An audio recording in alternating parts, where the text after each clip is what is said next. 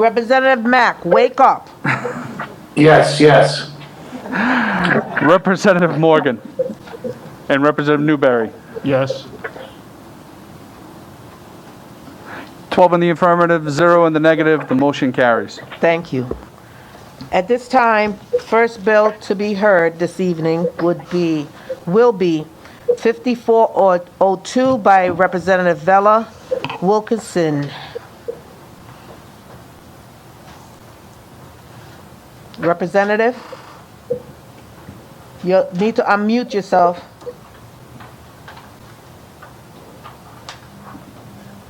Can you hear me? She's muted. You're muted. You need to unmute yourself.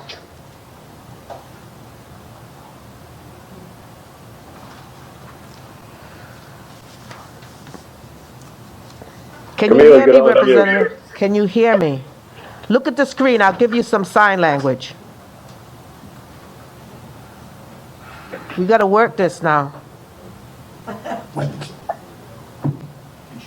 Vela, can you hear me? Look at the screen.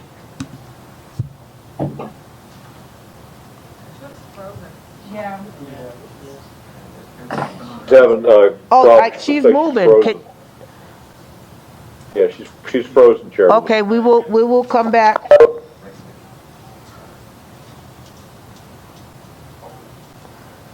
She's moving. I'm not sure if she hears or she went off. So she's having technical. Says that she has left the room.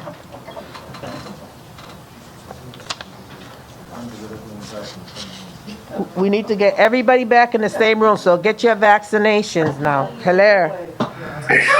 Let's do this. Let's get it done. There's a reason if we ever heard one. Can you hear me? Oh, yes. All right, darling. All right. Thank you. Thank you very much. House Bill 5402 relating to labor organization of state employees. This act would require that if state employee unions are engaged in contract negotiations and/or utilizing the dispute resolution process to adopt a successor contract, all the terms and conditions in the existing collective bargaining agreement shall continue to remain in effect, even after its expiration. So the concept of this should be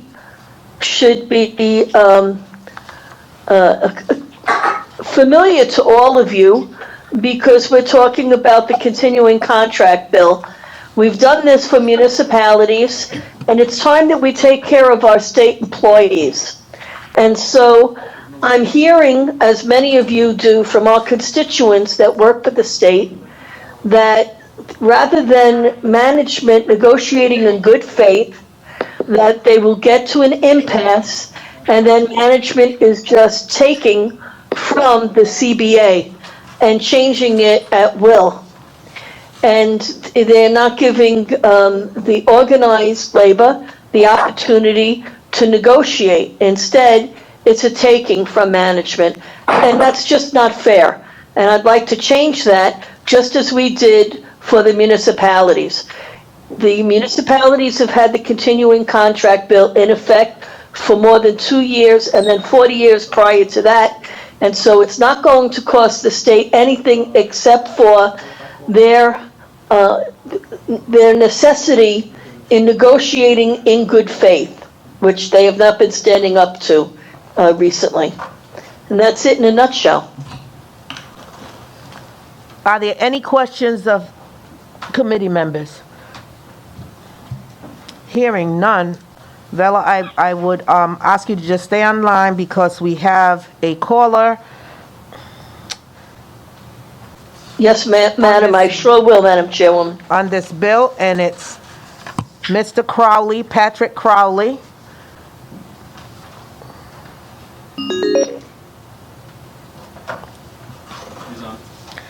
Good evening, Mr. Crowley. This is Representative Madam Williams. Chair. This is your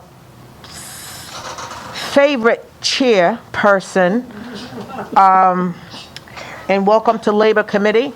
I would ask you, seeing that this is something that we have discussed in the past, if you can be as short and sweet and to the point with regards to your presentation, your testimony this evening, because, we get it, but the viewers need to hear it.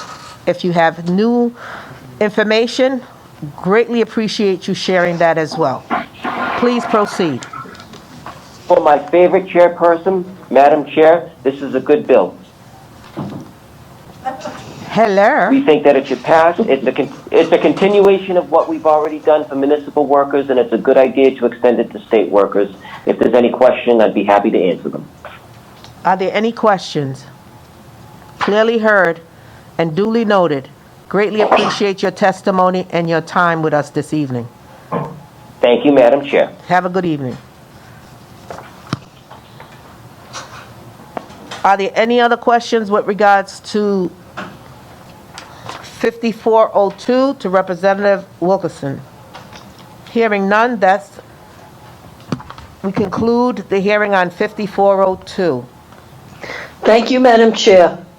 You're welcome. Don't you turn your mic off either. Stay right where you're at. Next, 5404, honey baby. Yes, this is another good one by me, and it is very interesting.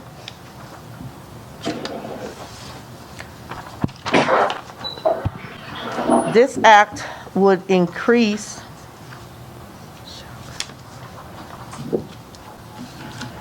the dollar amount of public work projects that shall be awarded to minorities to 25% of the dollar value of the project. As you all may know, that right now the state percentage is 10%, which for years has not even been met because of all the trickeries that goes on in these places. And unfortunately, change is upon us. And I keep repeating myself every committee I go to testify, and I say that we are at a crossroad. It began last year, and we are kind of coming out of it, but many of us have still not understood or gotten the lesson. We need to understand that what used to be is no longer, and what's going to be, get ready for it. And just adjust, embrace, and make the change. And this is one of the changes. This act would increase the dollar amount of public work projects that shall be awarded to minorities to 25% of the dollar value of the project. Currently, the amount is 10%. As the cost of public works project has skyrocketed, the formula that we use to compensate companies on the state's MBE list has remained stagnant. This bill is necessary to keep up with the times, and our companies on the MBE list deserve to be paid at a fair market value for their work. As we continue to strive for equality in our state, this legislation would be one critical aspect that would serve to make up for generations of mistreatment suffered by a state's community of color.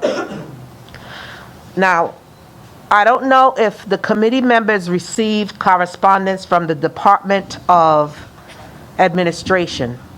I had gotten a call by, I don't want to say his name incorrectly, Blinsky,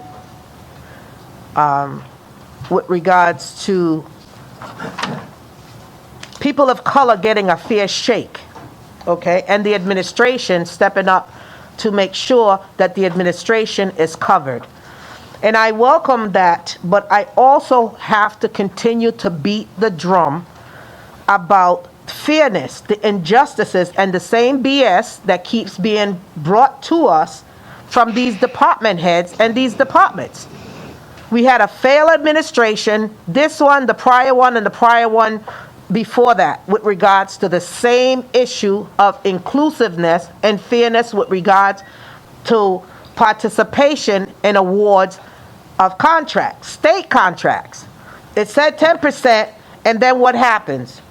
You go ahead and you get your wife, you put her up in there. You go get your daughter and you put her up in there. You go get your daughter's boyfriend who happens to be of color and you put him up in there. I know about them little tricks because I know several of the companies that have done it. I don't begrudge, but I am now had it with regards to the get over mentality, keeping us in that position of not being able to grow wealth, establish our businesses, take care of our families like these perpetrators, and I'm going to say perpetrators with a little respect, have been doing for decades. This bill, the bill, had been put in place to assure that individuals of color could get a fair shake of wealth. Not a handout, but an opportunity that many have been benefiting off the blood, sweat, and tears of my ancestors, my grandfathers, and even my father and uncles. When is it going to stop? This is an opportunity for change in the right direction. It's fine to say that, we'll put together a minority diversity state office. Well, that's all well and good.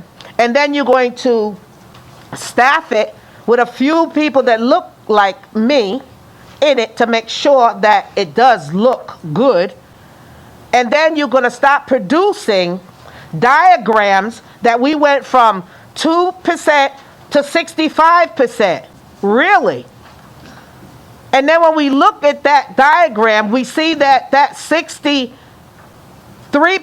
is women, white women.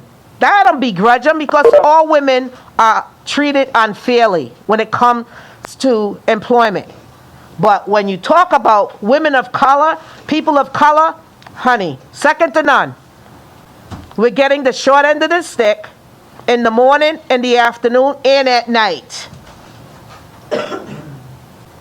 Now, I'm going to continue to beat this drum because it is music and it's real music, and you all may be sick and tired of it, but guess what? Get on them dancing shoes because we're going to party. The fact of the matter is injustice to one is injustice to all, and we've been carrying that burden for far too long. We too have families that we want to raise. We too have bills to pay. We too want our children to have a good education. We too want to be able to not have to take the bus to and from. We too are somebody. In fact, we are more than somebody because we built all that's here in this state. And it's time for us to realize that.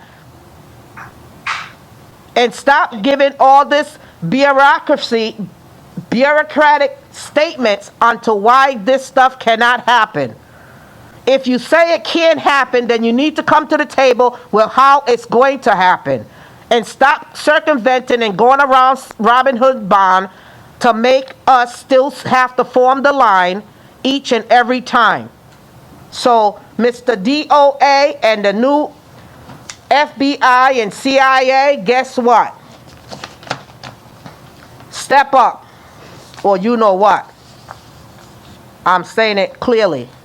English. So, 10% to 25%. That's not asking a lot. It's been decades, centuries. We'll take the next, or anybody that's listed with regards to 5404. And I have Kelsey Rilo.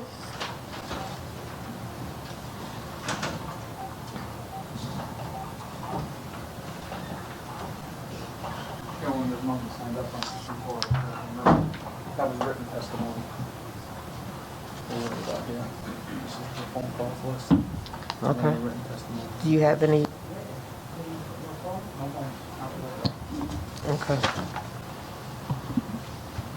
Okay. We had a written testimony from Mr. Kelsey Rilo. Are there any other questions? And please feel courageous to ask, because the other thing I want to say, please don't take my passion to be an angry black multicultural woman. When I speak, it's with the passion of experience, period. So don't be afraid. Bring it. Representative Alzate.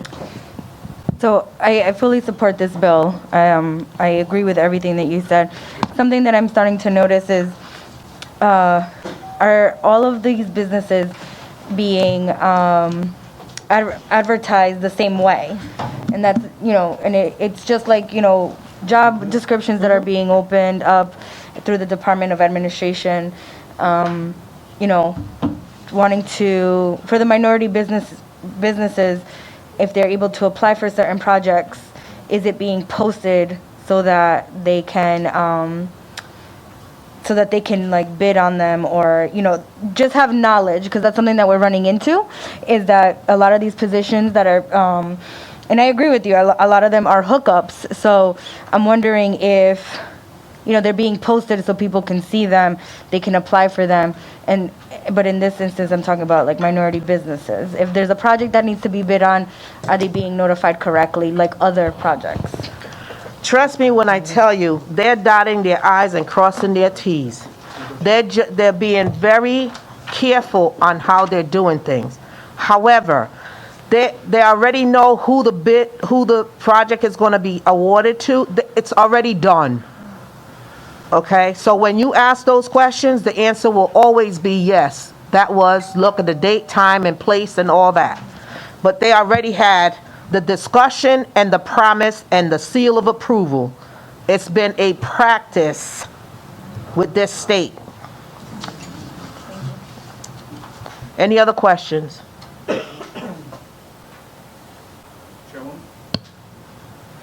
Representative Casey is present and would like to have his vote recorded. Is that correct? That's correct. I do not have a question. I just wanted to be recognized as being here and recorded in the affirmative to hold all further bills. Thank you. You're welcome.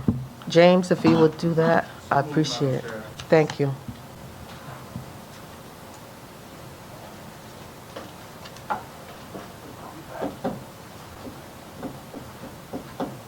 No questions, so that would end the hearing on 5404. Next, we go to 5406 by Representative Bennett. Gentlemen, your microphone is off.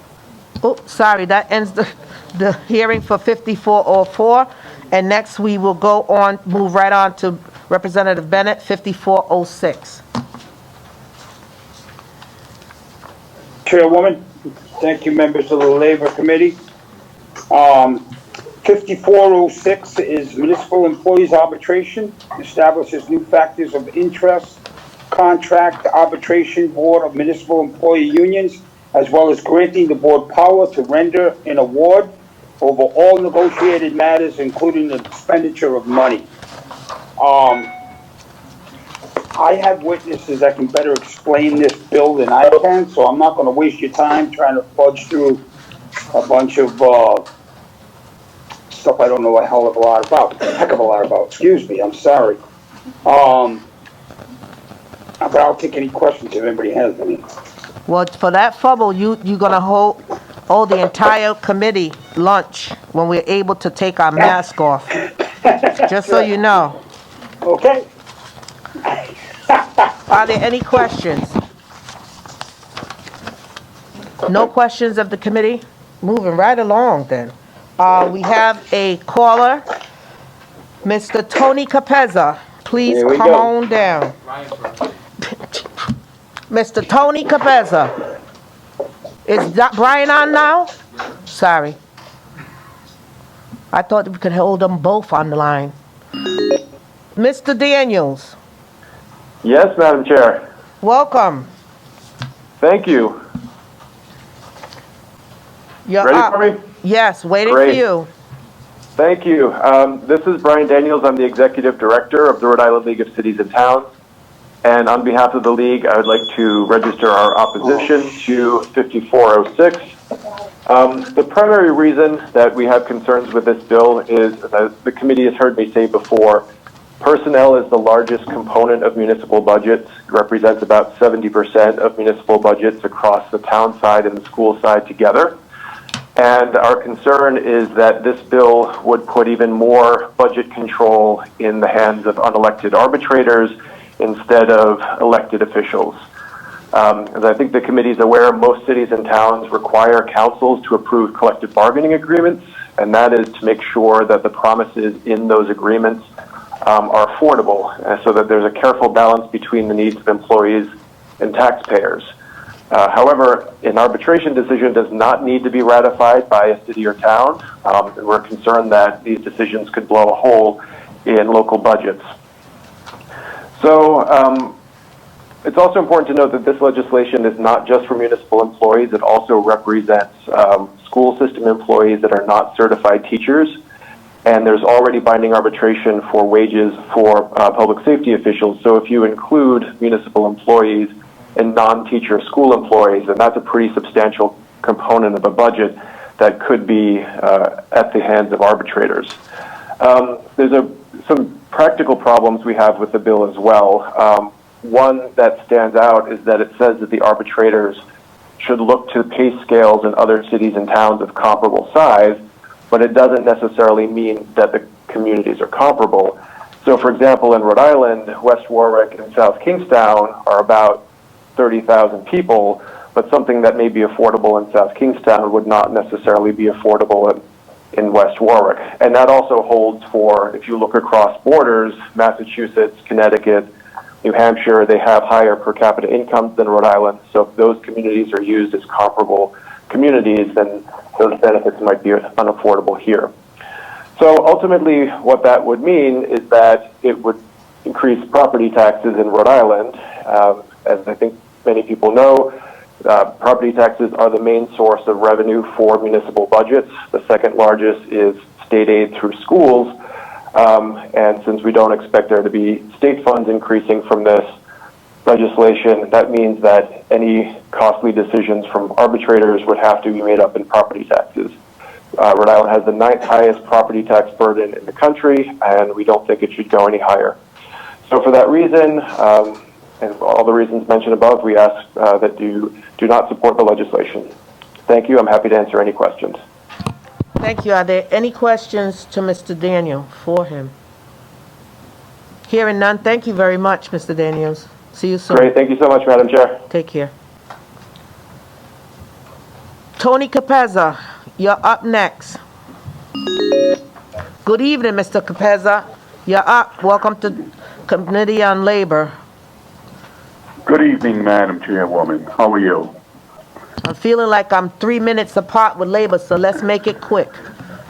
Okay, can I continue because I can still hear Brian testifying? That's your system, so turn that down and listen to my voice. Proceed. Okay. Okay, I'll be rather short. This testimony has been given several times before, so we pretty much know what the bill is about. This bill is needed in order to ensure that our municipal employees are on equal ground when negotiating a contract with their employers. When they don't have binding arbitration for monetary items, all the cards are in the municipality's hand. As you know, police officers have had binding arbitration for many years.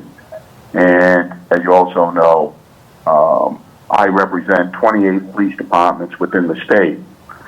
In the last 15 years, between the years of 2005 and 2020, we have only gone to binding arbitration 8 times.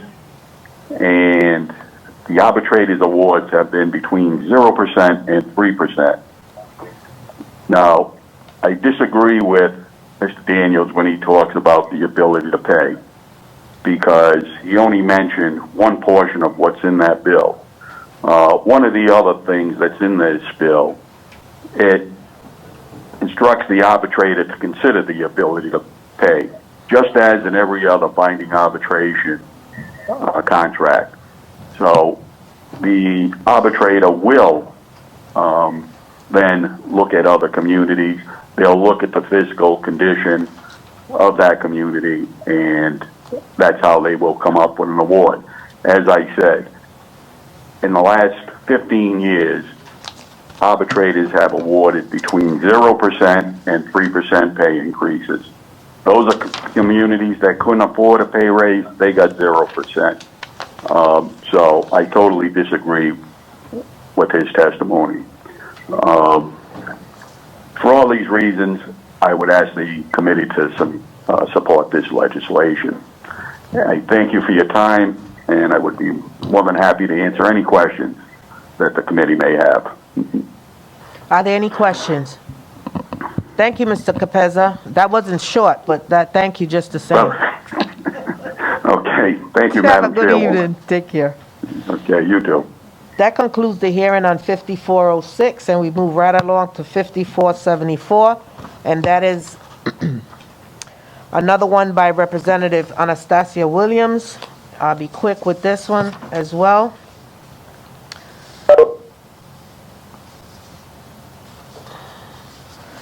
This has to do with, this would establish that any public safety official or other enumerated employee, including essential state workers who contract the COVID-19, shall be entitled to a presumption that the infection was caused as a result of the performance of their duties, and would be entitled to workers' compensation benefits without the loss of vacation, sick, personal, or other contractual afforded time. It would further prohibit any report of injury or claim relative to a disability related to COVID-19 virus or the identity of any claimant from being reported to the Immigration and Naturalization Services. Are there any questions?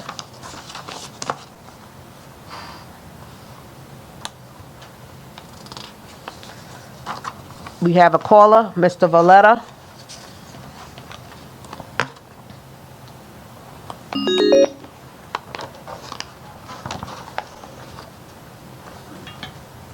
Mr. Valletta, you're on. Good evening. Good evening, Madam Chairwoman. Thank you. Madam Chairwoman and members of the Labor Committee, the Rhode Island State Association of Firefighters is in support of House Bill 5474. We'd like to thank you, Madam Chairwoman, and the other sponsors for introducing this legislation. This legislation recognizes and protects the incredible contributions essential workers have made and what an impact they've had helping folks through this pandemic. The firefighters are honored to be included in this legislation with all the other professions that are included in the bill. Some of those workers whose service may have been taken for granted over the years by some. We've all been impacted over the last year, some much worse than others. But just imagine how much worse it would have been if food stores were closed. Food stores weren't open. Packages and goods were not able to be delivered. Not being able to get prescriptions. State and municipal government not open. And what about those who care for our most vulnerable in nursing homes, assisted living, and group homes? None of those services would have been available if those workers chose to stay home and be safer. Workers who up until a year ago were not considered essential workers. My hope is when this is over that people will remember what these unsung heroes meant to us during these times. These workers and law enforcement, correction officers, doctors, nurses, healthcare professionals, our National Guard, and my firefighters all have remained at their post during this pandemic. Even while the experts were telling us you're much safer if you stay home and isolate with your immediate family. All of them stayed at the ready and did the job that needed to be done to be part of the team that helps get their fellow Rhode Islanders through these dark days. Not one of these workers risking their lives doing their job should have to use his or her own sick time, or worse, not get paid if they contract the virus or have to go into mandatory quarantine. This legislation would guarantee that protection, and I thank you for your time. Are there any questions from the members? Online? How about Representative Edwards or Representative McNamara? Do you have any questions? I don't, Madam Chair. The testimony is very, very telling. Representative Mack? Thank you, Mr. Vela. One thing I would like to add to Mr. Vela's testimony, though, is that we also have a lot of teachers who have been there for all of our students as well. Yes, thank you, for sure. I would also like the record to reflect that Kelsey Rilo, Providence resident, is for this bill. Jordan Goyette, Warwick resident, is for this bill. Brian Morin, NECSEMA, is against this bill. Stephen Brown, ACLU, is neutral. And Lynette Furry Menard, Northern Rhode Island Chamber of Commerce, is in opposition of this bill. Are there any questions? Hearing none, that's the conclusion of House Bill 5474. Moving right along to House Bill 5583 by Representative Ramon Perez. And Representative Perez, he's not here. I don't have...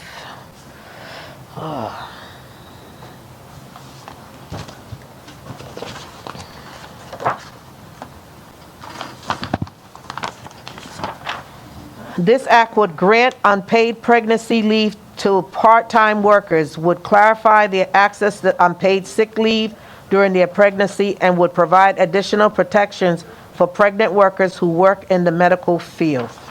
Are there any questions? Representative Perez is not here to answer any, and I cannot indulge on any of the questions you may have, but just for the record, if you would like to state them so that we could work on getting you some answers, it will greatly be appreciated.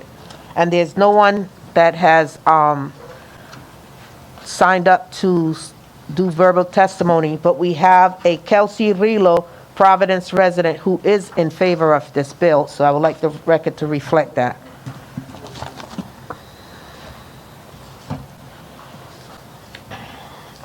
Moving right along to Representative Giraldo, 5720.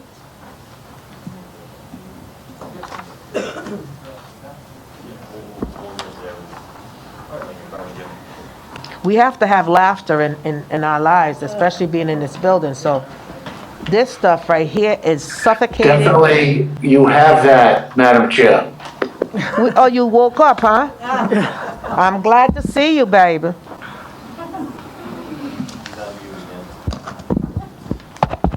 Yeah, we have to have some fun. You're muted. Because the mask, see, being at home, it's a little bit okay. A little bit. You can have your pajamas on. You can have your little Pinot Noir on the side. Thank you. It's Lent, Madam Chair. A lot of us aren't having any Pinot Noir for a while. Couldn't hear you. I said it's Lent, Madam Chair. A lot of us aren't having any Pinot Noir for a while. Let this, honey. You may be talking that talk, but I know you ain't walking that walk, so keep it up.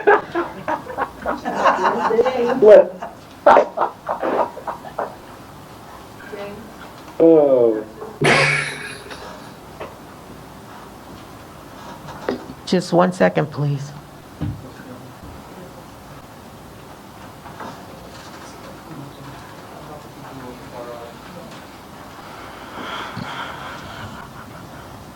Representative Giraldo. Yes. Welcome.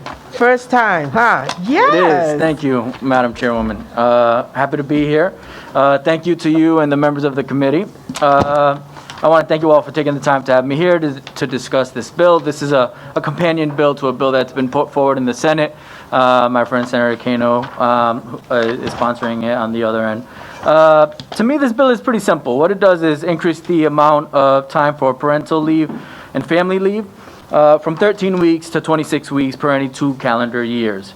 A few things that I think are important to note about this bill is this bill is about job protection for those or for when we are most vulnerable and in times of need. So that could be when Rhode Island parents welcome a new baby into the world and moms need time to recover and parents need time to bond. As kids count references in the written testimony, it takes at least 12 weeks of time off from work to care for a new child. When you have that 12 weeks, it reduces infant mortality rates, which is a number that's stunning. It also improves breastfeeding rates and duration and increases the likelihood of that infants receive preventative medical care and immunizations. And also at 6 months, 6 months of leave is recommended to promote maternal health and well-being, and 1 year of leave is actually recommended to optimize child health and well-being. But additionally, this could be used when Rhode Islanders are seriously ill, whether it's undergoing treatment or recovering from a surgery, for example, or to care for a seriously ill family member. All of these instances require documentation and are required to be thoroughly vetted and confirmed by a treating physician. This bill is not requiring paid leave. While on parental and family medical leave, most employees are able to use their sick days and or any other accrued or earned time until that time runs out. After that, they may be able to pursue disability or simply go unpaid. But at the end of the day, they won't have to be worrying about whether or not they will still have a job when all is said and done. And while I am fully in support of offering and expanding opportunities for paid leave through our temporary caregivers insurance and parental leaves, this bill itself doesn't speak to that and only speaks to the job protection aspect. And this bill is certainly personal for myself and for Senator Kano on the other side, because for those of you who may not know, in October 2020, my wife and I welcomed our second daughter into the world, but she came 2.5 months early. Thankfully, I have a really great employer that provided me with flexibility and the leeway that I needed to spend weeks in the NICU. But I couldn't help to think about those who are definitely less fortunate. Those who would stand to lose their job if they were in my shoes and had used up their 13 weeks, but maybe needed more time because their little one wasn't better yet.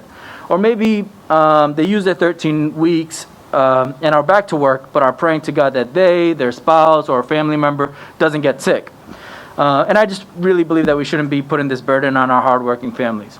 And so, with that being said, I want to thank you and the committee for your time and consideration of this bill and urge passage. And I also want to just make a quick comment that I just looked over Rep. Perez's bill on granting pregnancy leave to part-time workers. I think that's important, and I think we should really consider that as well. Thank you. Are there any questions? Representative Alzate and then Representative Messier. Rep, so just a couple comments. You did an amazing job. So yeah, thanks. Good for you. I appreciate you putting this bill in because, and as well as the Senator Kano. I don't have any children now, but this is definitely a conversation that I have often because I don't think that 13 weeks is enough for anybody, especially anybody having, children and being able to bond with them, as well as to your points about, a mother having to recover. 13 weeks might not be enough. And, you've hit up a lot of points. Some of us are really fortunate enough to have family members who are going to be able to take care of our children while we go back to work. But some people are not. And then, the point to sharing your own personal story, that's really scary. And that happens to a lot of people where maybe they have deliveries earlier than expected. And I know that you and I touched base a lot while you were in the NICU with your daughter. And it was awesome that you were able to do that. So I just wanted to say, kudos to you, kudos to Senator Cano for putting this really important legislation in. This is definitely something that I worry about, because one day I do want to become a mom, and I also want to make sure that I'm going to have enough time to, whatever may happen, I want to make sure that I don't have to worry about my employer or anything like that. So thank you so much for putting this in. Thank you. Thank you. Representative Messia? Yeah, I just have a question. How does this affect someone who's under contract with the union that states that you have 8 weeks of parental leave? Well, most likely that's referring to paid parental leave that is negotiated in the contract. So I assume if it's parental leave, while they're out on FMLA, they can collect that 8 weeks of parental leave. FMLA, it technically is unpaid time, and so if we extend it, if they have 8 weeks and choose to or need to spend more time with their growing family to bond, or because of complications or whatever their need may be, this grants those families that opportunity. It's not pay. Nothing speaks in this bill about payment of that time. But if someone has it in their contract where they get paid parental leave, great. Okay, thank you. Are there any other questions? Representative Giraldo. Yes. I just want for the record to reflect that Jordan Goyette, a Warwick resident, is for this bill, and Brian Moran, NECSEMA, is opposing this bill. And on the line, we would have Rachel Flume. Excuse me, Chairwoman, I think Representative McNamara had a question. Representative Mack, yes. Proceed, Representative Mack. No, thank you, Madam Chair. I just want to recognize and thank Representative Giraldo for taking leadership on this important issue. And I greatly appreciate it as a dad and a grandfather. So thank you, Representative, and I strongly support this legislation. Thank you. Are there any more comments? So Representative Cardillo. Yes, I just have one thing to say. I think you presented an excellent bill. I think it's an excellent bill, and I want to tell you that I'm in favor of it, and I will support it. Right on. Thank you. Thank you, everyone. See, Representative Giraldo? See, you hitting home runs, baby. All right. Yes. 1 for 1. Yes. We'll see how the other ones go. Yes. Are there any other questions or comments you would like to share? We have Rachel Flume.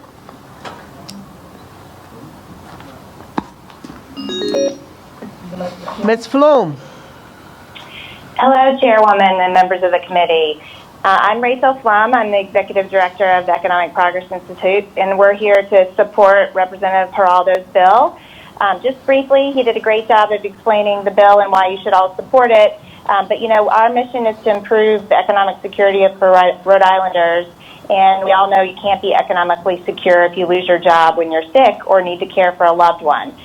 So that's why we are before you quite often talking about different pieces of paid leave and paid sick days, and we'll be back before you again to talk about a separate bill on the TCI program.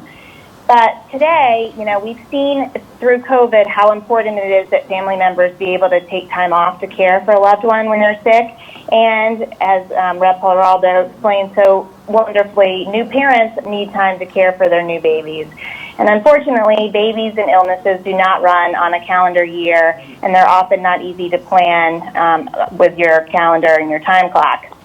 So that's why we're here to support this legislation, which really would just put us aligned with the federal FMLA requirements, which allow people to take 12 weeks in any 24-month time period. 12 weeks in any 12-month time period. Now we have 13 weeks in any 24 months. So clearly that reduces the efficacy of ours because you can only take a total of 13 over 2 years instead of what the federal government allows, which is 12 weeks in any 1 year. Life is messy, and it's time for us to make sure we have the flexibility to support our workers and to align with the federal law. So we urge you to pass this, and would be happy to take any questions. Are there any questions? Thank you, Ms. Bloom. Thank you. That concludes the hearing on 5720, and we'll move right on to Representative Giraldo's 5719. Please proceed. Thank you, Madam Chairwoman, and members of the committee again. I want to thank you for taking the time to have me here to discuss my second bill of the night in front of Labor. To me, this bill is really important to me and my residents in Central Falls, and I feel is really a sort of a common sense approach. This act would require the employer at the time of hiring to furnish a long itemized list of the terms and conditions of the employee's employment, and to also provide every employee each payday a pay stub explaining exactly how their wages were calculated and the reason for each deduction from their gross wages.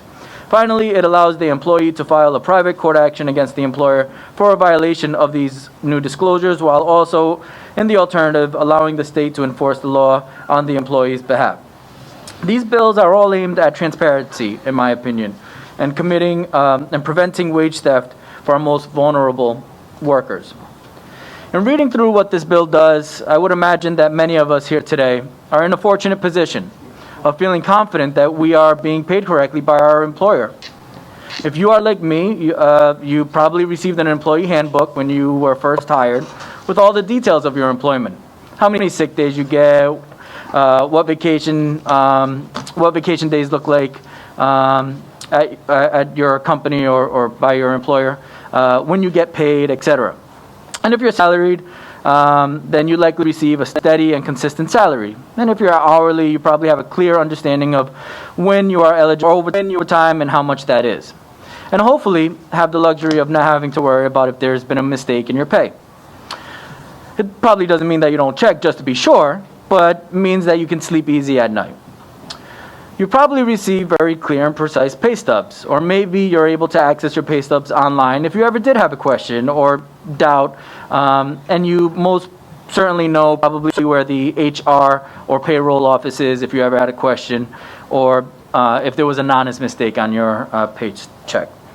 And this is the way that I feel it should be for everyone, for every Rhode Islander. Me, you, our constituents, everyone. But that isn't the case. What Rhode Island law requires right now is rather minimal and can open the door to both honest mistakes and bad actors. The Economic Policy Institute estimates that billions of dollars each year are lost due to wage theft. And who are the victims of this? I'm sure it comes to you as no surprise that it's usually low-paid, frontline workers, often of color, from urban communities, that receive hourly pay. Many of them living paycheck to paycheck. And they're really the ones who we all recently celebrated for their heroics, as we should, as they stood out as heroes along with our doctors, nurses, and medical staff throughout this pandemic. But at the end of the day, as I was preparing my speaking points for this, I was thinking about if I should stand up here and bore you with all the data and statistics about how much money is lost every year, but instead, I just want you to think about what you received when you began your employment, wherever it is that you work. I'm sure you were provided these really, really basic items that sometimes even I, and I'm sure many of us sometimes take for granted, and see that all hardworking Rhode Islanders deserve the same.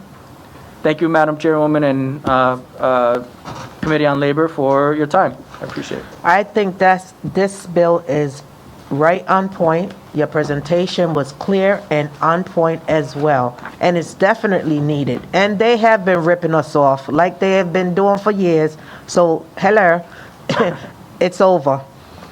I would like to, for the record, Kelsey Rilo, Providence resident, is for this bill. Jordan Goyette of Warwick also is for this bill. There is no verbal testimony for it, but if there's any questions or any statements from any of the committee member, it's the time to do so now. Anybody don't want to even move passage? Hello? Okay, thank you very much, Representative Hidalgo. Thank you, Madam Chairwoman. Have a Thank you good for your evening. time. And next, I want to share with you, we've had a very important guest with us this evening. And I wanted them to just be here and observe some of our bills, our hearing for a little bit. This person is very, very, very, very intelligent, good at what they do. In fact, not good, great at what they do, and stands to help anyone at any given time, has patience more than Mother Teresa, and puts up with a lot of stuff. So they are here to testify on our next bill on the calendar, and that bill being 5851. So I ask you all to have every question you could think of. Ask your friends to text you in the questions to ask, so we can keep Miss Nicole McCarthy here for the night. You're on, Miss McCarthy. Thank you so much, Madam Chair, for that lovely introduction. I'm going to have to come back. Yes. If that's how you're going to treat me. Thank you very much. And thank you to members of the committee for hearing me today. I'm legal counsel to Speaker Shikarchi, and I'm here today to testify on his behalf in favor of his bill H5851.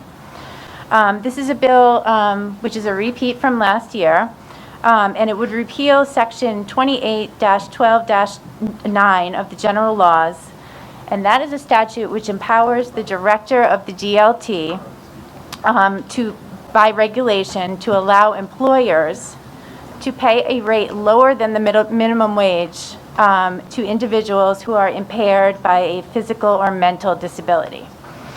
Now, this statute was passed in the 50s in 1956, but it remains on the books. It is important to note that DLT, last year, we contacted them when we discovered the statute, and they, the director said that they have not utilized the statute in recent memory. However, the Speaker introduced the bill in order to get this, what seems a very repugnant concept and an offensive statute, off the books. Everyone would agree that every worker deserves a fair wage, and that Rhode Island is a place that values the contributions of all people of all abilities in the workplace. As I mentioned, the Speaker introduced this bill last year, and DLT and many others in the DD community were in support of the bill, and it actually passed the House unanimously, but then fell victim to the circumstances of COVID. So we hope that this year the committee will see again the merit of the bill and support it. I thank you very much for your consideration of this meaningful legislation, and hope that you like the bill. Are there any questions? I have 22 people who have signed up to testify. Representative Corvese. Madam Chair, I'd just like to say that your introduction was an understatement. Thank you. I believe it. I didn't want to keep you here all night. He's already fussing with me about that. Thank you. I'm definitely going to come back. Are there any questions? Please ask us something. Say something. Okay. Representative Corvese. This is a great bill for all the right reasons. You stated that you talked to the DLT director and they haven't used it in years. They didn't give you an idea. This was last year when we were kind of like investigating the statute, when we discovered it. And yes, they have not utilized it in recent memory. So it's... Thank you. I have a question. Right on. That is a prime example of why Representative Floor Manager Edwards' joint committee on the repealer bill should pass. And I want to put a plug in for that outstanding piece of legislation by the representative from Tiverton. So I think we should take a close look at that bill this year too, because this is a prime example of something that would take care of. Representative Edwards, are you up? Yes, Madam Chair. I thank my colleague for that plug, and I was actually going to jump in and say that this would be an excellent example for us to get rid of those old, archaic and sometimes very hurtful pieces of legislation that have plagued our green books for years. Honey, then I'll jump in and say that this is a perfect example of these archaic injustices that been on the books to hamper and oppress the people of color of the state of Rhode Island. Let's add on that too, baby. Honey, it all fits. That's true, Madam It Chair. all fits. Come on, let's do it. Nicole, darling, thank you for being patient and being here. Of course, I've enjoyed listening to all the testimony, so thank you for having me. And I'm glad that you are representing the speaker on this bill. You did it well. Thank you. It's a good cause. And come back anytime. I will. This is the party place, okay? All right. Thank you very Have much. a good evening. Thank you. We have a Robert Marshall. He has no position, but he's on the line. Mr. Marshall, good evening and welcome to Labor Committee. Thank you, Madam Chair. I'm glad to be here to speak on this very important bill. On behalf of the Rhode Island Developmental Disabilities Council, we also submitted some written testimony. I'll be brief. We testified on this last year too, and we're very happy that Speaker Sakachi has taken this on. I also want to point out that these certificates are also being dealt with at the national level. Finally, President Biden is including removing the ability to issue these certificates as part of the recent American Rescue Plan bill, and we hope that stays in there. But to focus on your bill, this is very important for a number of reasons. It really needs to be not used again. It's currently not being used, as was said, but the abuse of these certificates is what underlies the consent decree that the state is currently dealing with for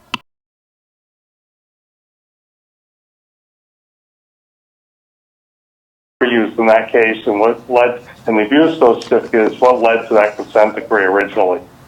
The other thing is that we really think it should get off the books, because you never know in the future someone could manage to slide one by because a guy knows a guy, and we'll be back into this. So I want to urge you to pass this as quickly as possible so that we can get this off the books. And I want to also urge all of you to, along with us, contact your congressional delegation and make sure that this stays in the aid package that's before Congress right now, so that our developmentally disabled people in all of the states can benefit from this action, not just people in Rhode Island. Thank you for your time. Thank you. I'm happy to answer any questions. Thank you for your testimony. Are there any questions for Mr. Marshall? Hearing none. Thank you. Have a good evening. And that would conclude the hearing on 5851, a great bill to be voted on in the future. Ms. McCarthy, thank you. You're welcome to stay because it's just going to get heated. It's going to be on fire in a few minutes. So we will be taking up another great bill, 5717, by none other than myself. This act would eliminate women as a basis of qualification as a minority business enterprise list.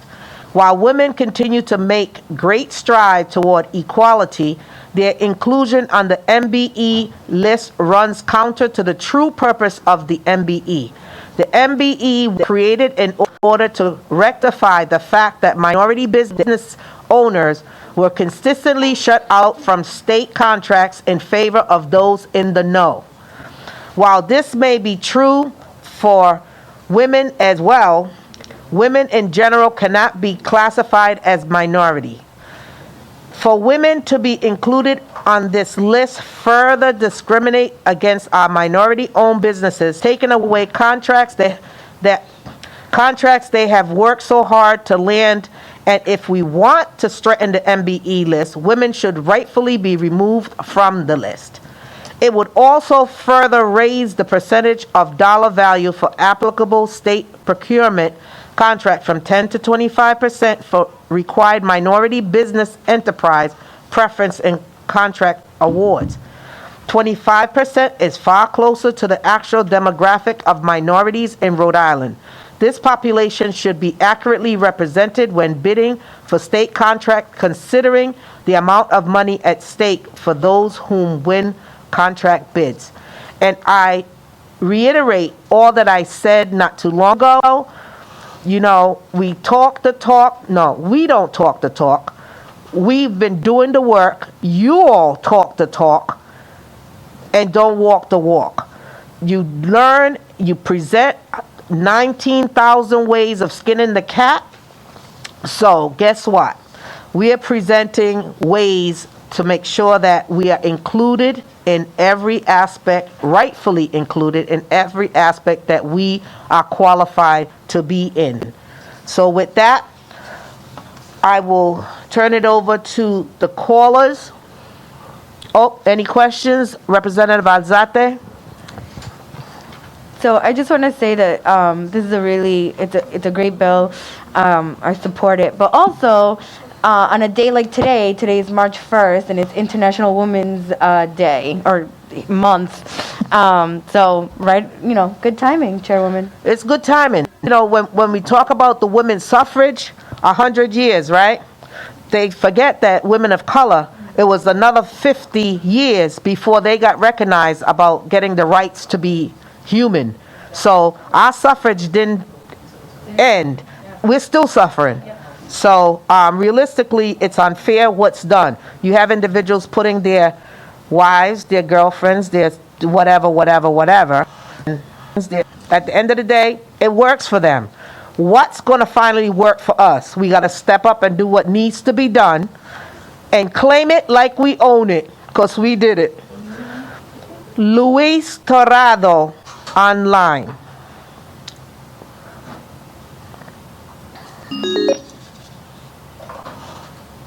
Mr. Torrado, good evening. Welcome to the Labor Committee. Thank you very much, Chairwoman Williams, and thank you all the co-sponsors of this most important legislation. My name is Luis Torrado of the Rhode Island Hispanic Chamber of Commerce. I am also the president of the Latino Design and Construction Association. All of our members are 100% behind your legislation. I have been working on MBE issues for over 30 years. We have heard every possible excuse ever made.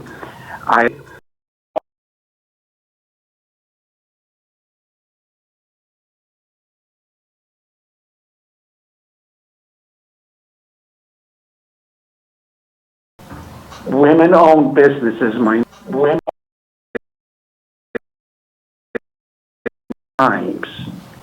four times the contracts that Hispanic-owned businesses received. These programs and legislations were meant to help the disadvantaged, and that's what they need to focus on. This pandemic has had an incredible, disastrous effect on Hispanic businesses. We need all the help that we can get. We are fully in support of 5404. Unfortunately, our members and I signed up, didn't know to sign up for that one, but we applaud both of these legislations. We need your help, and it's about time that this gets done. You have lifted us and given us faith and hope and optimism, because we need this to be finally done. Thank you all very much. Mr. Torrado, are there any questions? Trust me when I say I appreciate the compliment. However, some of these folks up in here, they're not hearing a word that I'm saying, because they have been so accustomed in getting their way. And like mentioned earlier, these folks have said that, let's study. We have a study coming out in another 2 weeks. Give us 30 days. But the reality of the fact is, we have been studied. We all have been injected. We have been dissected. We have been beaten, and we have been murdered. And still waiting for the opportunity. Some of you all will always be like, oh my God, here we go again. Guess what? The fact of the matter is, it's our daily reality. And until you all embrace it, acknowledge it first. Just because you claim that it wasn't me that did this to you, no, honey, but you are enjoying the fruits from our labor now. So at the end of the day, let's find a solution that works for all of us, especially those that this opportunity is intended for. I thank you, Mr. Torrado. Thank you, and amen, and we are with you 100%. We have heard for years the excuse of inaction because of a lack of the disparity study. Enough is enough. Something needs to be done. Enough excuses. Thank you. Thank you. Any questions? Any statements? Nothing? Next we have on the line, thank you, Mr. Torrado, Patricia Steer, who's in opposition.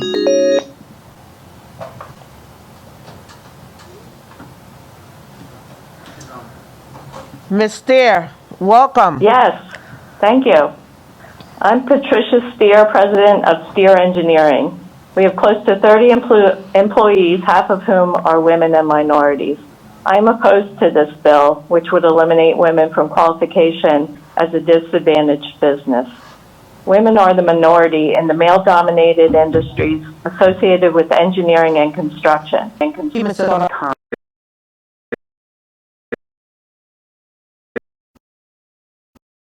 Paid and less likely to be in legal. Women need the DBE status to compete on a level playing field, just as any other underrepresented group needs it. This is setting the clock back for women-owned businesses and would adversely affect my business. This is also a huge blow to women during the pandemic, which has affected women disproportionately. Thank you for your time. Thank you. Are there any questions? I would like to just say to you, Ms. Steer, I really and truly appreciate your statement, and please know that I'm not against women. The issue here is not against women because I know how much we suffered, okay? You said women have fought for 40 years? Honey, just know. No, that's my personal experience. No, I joined the ranks of engineering in 1979. I've been fighting for 40 years. And I understand and I respect that, and I feel your pain. Trust when I tell you, okay? While I may only look like I'm 29, trust me, I'm definitely been there when those 40 years went by. And let me tell you, 40 years have gone, and I hope you understand what I'm presenting and been continuing to present. You have acquired and made stride in your 40 years. You struggled and you fought and you achieved it, and I commend you for that. You did not give up. But still... I'd like to say that we can't pit the minority businesses against the women businesses. We all need to rise up in the boat together. Absolutely, I agree, but nobody is lifting us up. They're standing up on top of us. Okay, you're talking about the clock bus back. Didn't even get a clock, so at least you got something that you could look at, and I appreciate it. And I understand you could look, and I mean it sincerely with my entire heart. It's not against any women that have achieved, have fought, and worked after what they have today. Not at all. I understand where you're coming from. I respect it, and I will continue to respect it. But I need for you to also understand our plight. Understand it. I am not pitting one. I'm tired of having someone stand on my shoulders to their benefit, and I'm still down at the bottom. That's all. Thank you, Mr. Certainly not. And I need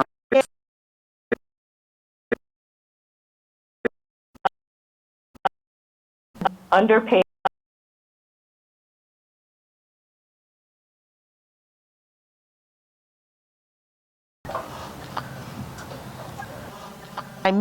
say it. And I need Thank you for allowing me to speak this evening. My name is Dorothy Davison, and I'm the Executive Director of ACEC Rhode Island. The American Council of Engineering Companies of Rhode Island, or ACEC Rhode Island, represents over 50 engineering and related firms in Rhode Island working in the fields of civil, transportation, environmental, land development, and structural engineering. ACEC Rhode Island respectfully opposes the passage of House Bill 5717. Many of my member firms are women-owned engineering firms who've been able to break into state work and be competitive because of minority set-asides. The engineering industry has traditionally been a male-dominated field, but with minority set-asides, that has begun to change. Removing women from the definition of a minority will adversely affect many women-owned businesses at the time when most of these firms continue to face stiff competition for projects and are struggling with the impacts of COVID. As a women-owned business owner myself, who has represented many women-owned businesses, I know firsthand that the minority set-asides have helped many women start their own businesses and be successful in getting state work. In the State Diversity Directory of Certified MBE, WBE, and DBE firms, 471 firms are women-owned firms, more than half of the certified firms in the state, and all these firms would be adversely impacted by this legislation. Additionally, COVID has had a disproportionate economic impact on working women, many of whom are choosing to leave the workplace, and we do not believe now is the time to make it more difficult for women-owned businesses to succeed. So thank you for your time and consideration of our position this evening. Do you all have any questions? Yes. Are there any questions? Are there any? Removing.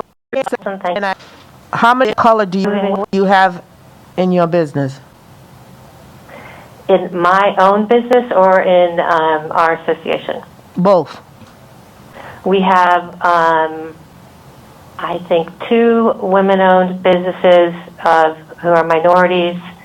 No, I need to know if it's color, because you are minority as well. No, of color, who are owners. We have other women of color who work for our engineering firms, the 50 that I represent. And I myself I have my own business, but I'm a sole practitioner. So we're talking about maybe 3 individual of a number of how many from the association and your business? I don't know. I can't tell you how many firms, of the 50 firms that I represent, I cannot tell you how many of them have women of color working for them. I can tell you that I believe I have 2 small businesses in Rhode Island that have women-owned businesses and they are also colored women. Thank you very much for your answers. Are there any other questions? Representative T. Thank you, Madam Chairwoman. I'm just looking at this, and I'm hearing what these 2 women are saying, and I totally get what you're trying to get at, but I'm wondering if this is the way to do it.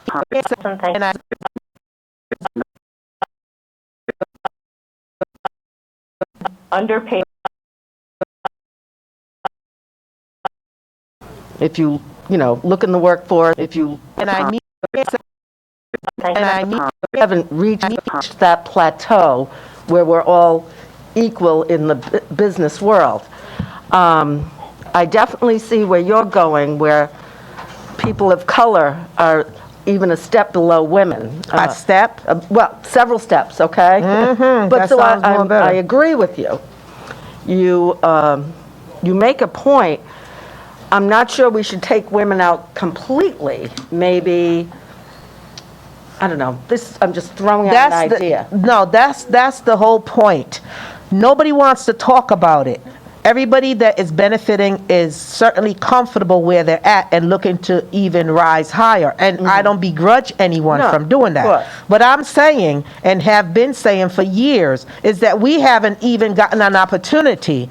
And it was cut out, it was drafted, it was presented to benefit a protected class. So what happened? Individuals that can strategize very easily sat back and said, we're going to go around this new law and make it work for us. And that's what's been happening. So every time we get an opportunity to step up, the rules are changed, the colors are changed, the whole process has changed, and we get set back. So when people are talking about we worked hard, we've been working hard.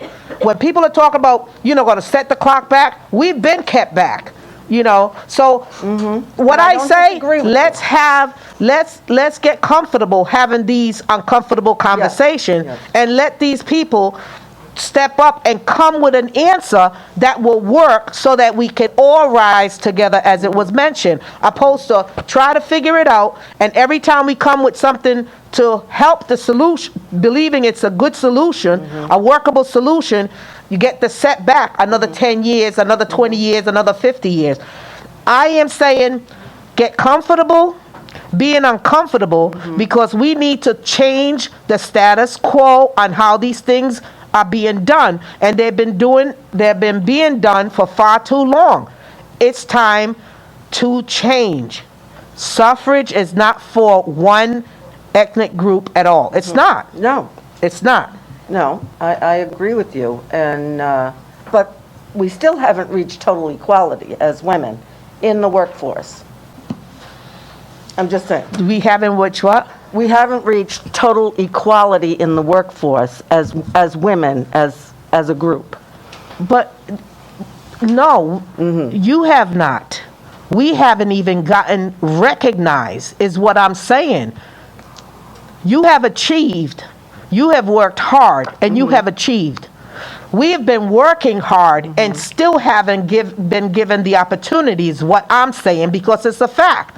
We come up with diagram, you go over to the office, you utilize us to create these so-called solutions, and the solutions are only window dressing, because we follow the rules, and then what? More excuses. The excuse for all this now is let's wait 30 days. There's another study coming on. Really? Well, another 30 days? Come on. I know that you get it, and I appreciate it. I do, but I'm looking at some of this testimony saying they can't even meet the 10%. In the prior bill, you asked for 25%. And I agree with that as well. But I'm thinking, rather than take women out altogether, maybe a certain percentage for women and the larger percentage for people of color. Maybe I'm just not comfortable it's taking a conversation women out that we can have together. I'm just not comfortable with that yet. Go ahead, Representative Cortez. Can the old white guy really? Can the old white guy kind of mosey on into the worst possible conversation he could ever get in all his years here? It's not the worst one, darling. Oh no. Oh no. Not from the white guy perspective, but just sitting here listening and watching both of you talk, I think there's a synthesis here that you can actually achieve, and I think you can actually achieve what you both want. And I think it lies in creating a subset or two subsets that Representative McEntee, I told you it was the old white guy, has alluded to. If you take the current language, basically, if it were to pass, and I have no problem supporting the bill, by the way, Chairwoman, because I know what you're trying to achieve. The subset, obviously, is the subset that would be affected would be white women. That's the subset that would be affected. That would be taken out. Okay. Who are fronting for their husbands or their boyfriends or what have you. And that's inappropriate. I have to intervene here and say that, who's this? my member firm, I'm sorry, I thought I was still on. No. I'm Dorothy Davidson from ACC Rhode Island. I'm so sorry. Excuse me. I'm still on, I wasn't told that I was concluded. I thought I was waiting for questions. But I just have to say that the firms I represent, they are not fronting for anybody. These are women-owned businesses that are owned and managed and controlled by women. So I'll say my piece That's- and thank you. I'm this evening. glad. Could you get that information for me with regards to how many people of color or women of color is with your association as well as with your company? And you don't have to get it tonight, but you send it over to the Labor Committee would be surely appreciated. Thank you. I will definitely get that for you. Thank you. Thank you for your time this evening. Bye-bye. Good night. Yeah. Chairwoman, could I continue? Yes, you can. Thank you. No, and I support the bill. I support the intentions of the bill, and whatever form it comes out, I will support. Having said that, and I appreciate the fact that you said, these are the type of uncomfortable conversations we have to have. If there are straw people out there that are fronting, that's inappropriate. If there's some type of language, if there's let me finish. I'm not doubting you, I'm just saying. If and when there are those type of individuals, then perhaps we have enough lawyers and ledge counsel to perhaps draw up additional language for this bill to make sure that that's illegal. Maybe I could just Honey, say, wait maybe one we need to second. Wait one define second. Let's have some what a real minority talk, business baby. is. Let's Okay. have some grown folk conversation here. Honest conversation.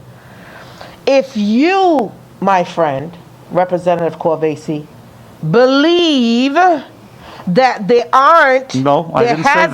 hasn't, I didn't they say are that. not doing No. that for years. I did not say that. Okay. I Can I- did can not I say say- that, nor am I saying that. However, in trying to, I'm listening. women as a class have been, to say the least, a difficulty rising up in the business world. All women. If this were to pass, this would certainly include women of color. That's fine. Not women of color would be excluded. There may be some type of a percentage that you may be able to allocate to both those groups so that both may able to take advantage of this, okay, without disenfranchising them.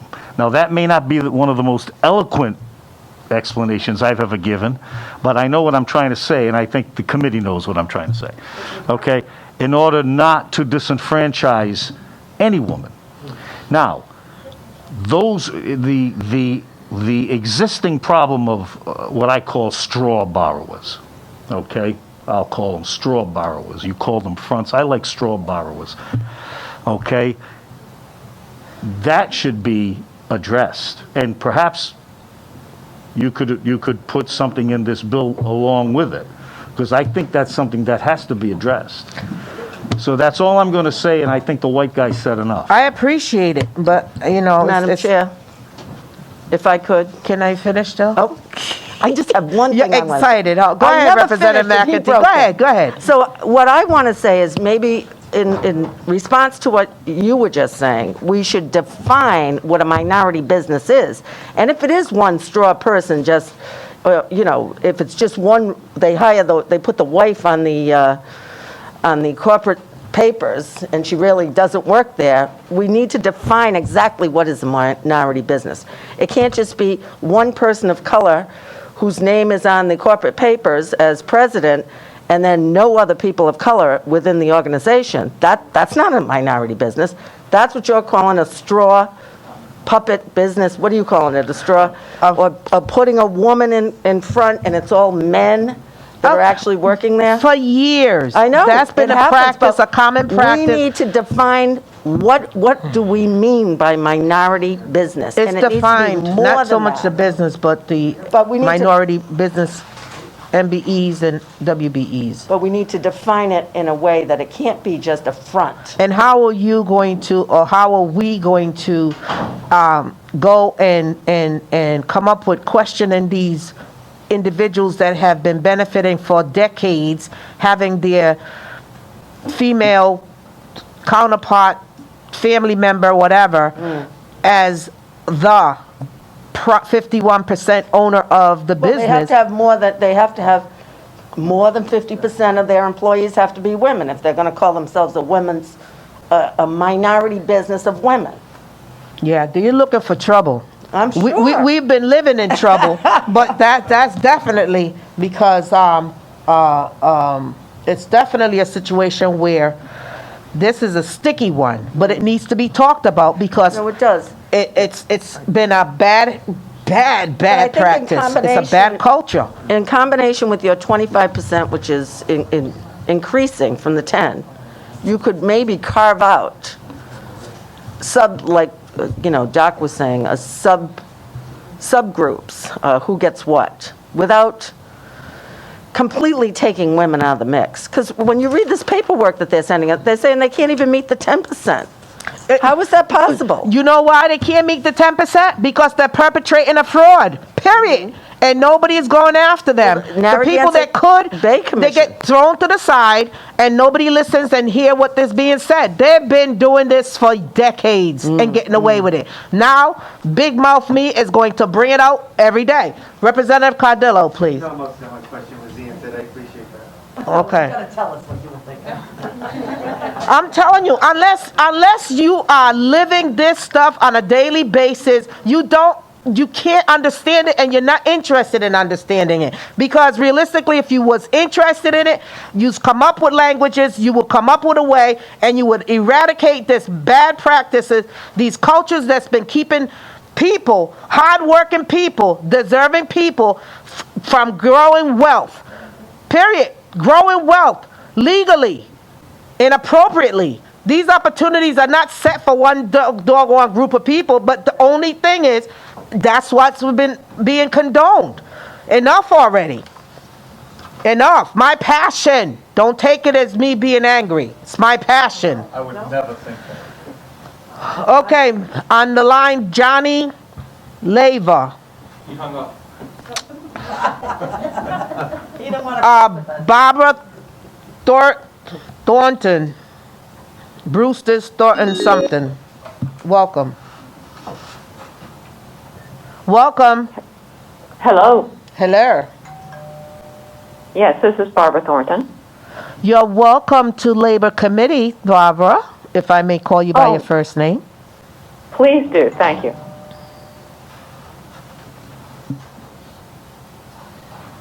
Do I just go ahead and... Oh, absolutely. Come on, we're waiting for you, darling. Tell us. Okay. Share. I'm sorry. I can't hear the other things. I'm not sure what's been going on, but I just wanted to speak in opposition to House Bill 5717. I'm a partner in an architectural firm. We're a WBE, and I've also served on the governor's task force working to increase diversity in construction. And we did that trying to lift all boats. I mean, I feel this is, I'm kind of disappointed that it looks like we're trying to eliminate one discriminated group from this team effort. We did manage to get the disparity study funded that's been ongoing in Rhode Island to determine who exactly is discriminated against in our industries across the state and by how much, so that we would have a real basis to set these preferences and set-asides up on. And we're almost at the end of that. That's going to be available very soon. And I would much rather that the participation in the MBE contract awards be based on those factual findings. If it shows that Rhode Island's a level playing field now for women-owned businesses, I will throw a party and really enjoy living with the result of that. It has not always been the case. I hope that it is so. But until we have that proof, I think that we should continue to stay the course. Thank you for your testimony. Are there any questions for Ms. Thornton? I just have to say, I would love to have that party when equality is all the way around the table, and it includes all of us who've been paving the way and having others benefit from our labor. Thank you. Amen. We'll be there together. All right. All right. I Thanks. look forward to that. Take care. Bye-bye. Bye. Johnny Leva. Good evening, Mr. Leva. You're on. good evening. My name is Johnny Leva, and I'm president of Heroica Construction. I'm also the president of the Rhode Island Black Contractors Association, and I'm just reaching out to say I'm in favor of House Bill H 5717 and also House Bill H 5404, which talks about increasing the minority participation to 25%. As you guys know, a large portion of the minority participation it's higher than 25%, so I think that's a very reasonable number. And I also think that currently women get 4 times as much as Hispanics and other minority members. So that's why I'm in favor of those two, and I just wanted to be on record for it. That's all. Thank you. Are there any questions to Mr. Levy? Thank you very much, Mr. Levy. Are there any questions or any statements with regards to 5717? Representative McEntee? I just have one more thing I want to say about this.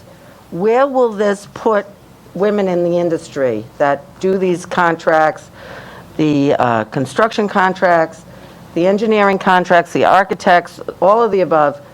What will this do to them by taking them out of this? Let me tell you something. I'm just concerned. Listen, I'm be not trying to concerned. fight Be with you. concerned. I am concerned. Be concerned because I'm concerned too about us, baby. I know, well, okay? I'm trying to work together. Listen, we're working together. We can work this out. 63% of the WBE contracts, okay? 63% are women right now. And the majority of them look like you.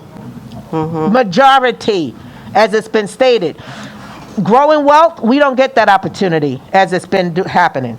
This is not to take them out of business. This bill does not say anything with regards to the services that they've been rendering to all the companies and the contracts over there does not mean that it's going to cease. If they've been doing a good enough job, they will definitely be sought out. Okay? Because you have to understand the many women businesses that have tried and to get state contracts and not awarded have gone under. Many of them because they were not being included or allowed to bid. Period. So they're not going to be, oh no, they have established their businesses. They're not going anywhere. The state's got a record. They've delivered good services. Hello, I'm saying to broaden the playing field. I'm still not comfortable with taking women out, but I have met with the women in construction. They complain that they don't get enough of the contracts either. Of course not. You get used to living a lifestyle. But they don't have to work 3 or 4 jobs. What I'm trying to say to you is I don't think the women have reached the point where they should be taken out of this. That's fine.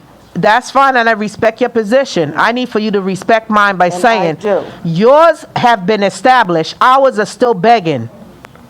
No, I agree. I know that we need to do something. We definitely need to do something, and we're not waiting another 400 years. That's what I'm saying. Well, I can agree passion, with that. beady, passion. I can agree with that. Okay. Thank you. That will conclude the hearing on 5717, and we are moving on to Representative Morales, 5721. Representative Morales, welcome, and thank you for being patient. Of course, Chairwoman Williams. Now, Chairwoman and members of the committee, thank you again for the opportunity to discuss and consider House Bill 5721. In summary, this bill would provide hazard pay to all essential workers in workplaces with 50 or more employees during a declared emergency, such as COVID-19. For the purpose of this bill, hazard pay is defined as 1.3 times one's regular pay. For further context, essential workers are public-facing employees who provide essential services within some of the following industries and businesses, such as healthcare facilities, banks, credit unions, childcare, gas stations, grocery stores, laundromats, pharmacies, retail department stores, and fast food restaurants. Now, for nearly a year, since the outbreak of the COVID-19 pandemic here in Rhode Island, all of our essential workers have literally been risking their health and those of their loved ones each time they go into work in order to provide us with the essential services that we need. Now, despite the fact that they are working during times of elevated risk, That being the exposure or potential exposure of the COVID-19 virus, which has claimed over 2,000 lives in our state and has infected over 100,000 Rhode Islanders. These essential workers are still receiving low wages, forcing them to economically struggle. This is evident as the Rhode Island Standard of Need report released by the Economic Progress Institute this past December highlights that a vast majority of essential workers working as child care providers, cleaning staff in healthcare facilities, delivery drivers, stock clerks, and cashiers at grocery stores are not being paid enough to afford their basic needs, like housing, groceries, and utilities. As a result, they are forced into debt just to keep up with the bills and maintain basic necessities. Furthermore, this disproportionately affects people of color, as they are often the ones working these low-wage essential jobs. They are also most likely to be infected with COVID and die as a result of it. Now, while it can be very easy for some of us who are not essential workers to become numb about the risks of COVID, please remember, it is the people who bag your purchases at Price Right, Stop and Shop, Whole Foods, or a Walmart who are doing this for 8 hours a day, where they interact with dozens of people daily, thus increasing the risk of being exposed to COVID. And if they are exposed to COVID, then they are forced to miss work to focus on their health and those of their loved ones who may now be in danger. And I want to be clear, this is not an exaggeration. It is the frightening reality thousands of workers across our state have been experiencing for nearly 1 year. This is further evident as several public health studies have revealed that essential workers who work in close proximity with other people, whether it's their coworkers or customers, are at greater risk of contracting COVID as compared to non-essential workers or those of us who are able to work from home. As I close, I want to be clear, this will not impact our small businesses who are already suffering enough. This is designed for employers with 50 or more employees, most of which have actually been thriving in profit since the start of the pandemic, such as Walmart, CVS Health, Target, as they all made an average of 39% more profit in the year 2020 compared to the previous year of 2019. Furthermore, this legislation is not a pipe dream or a pie-in-the-sky idea, as 7 states have already adopted a hazard pay model alongside 60-plus municipalities.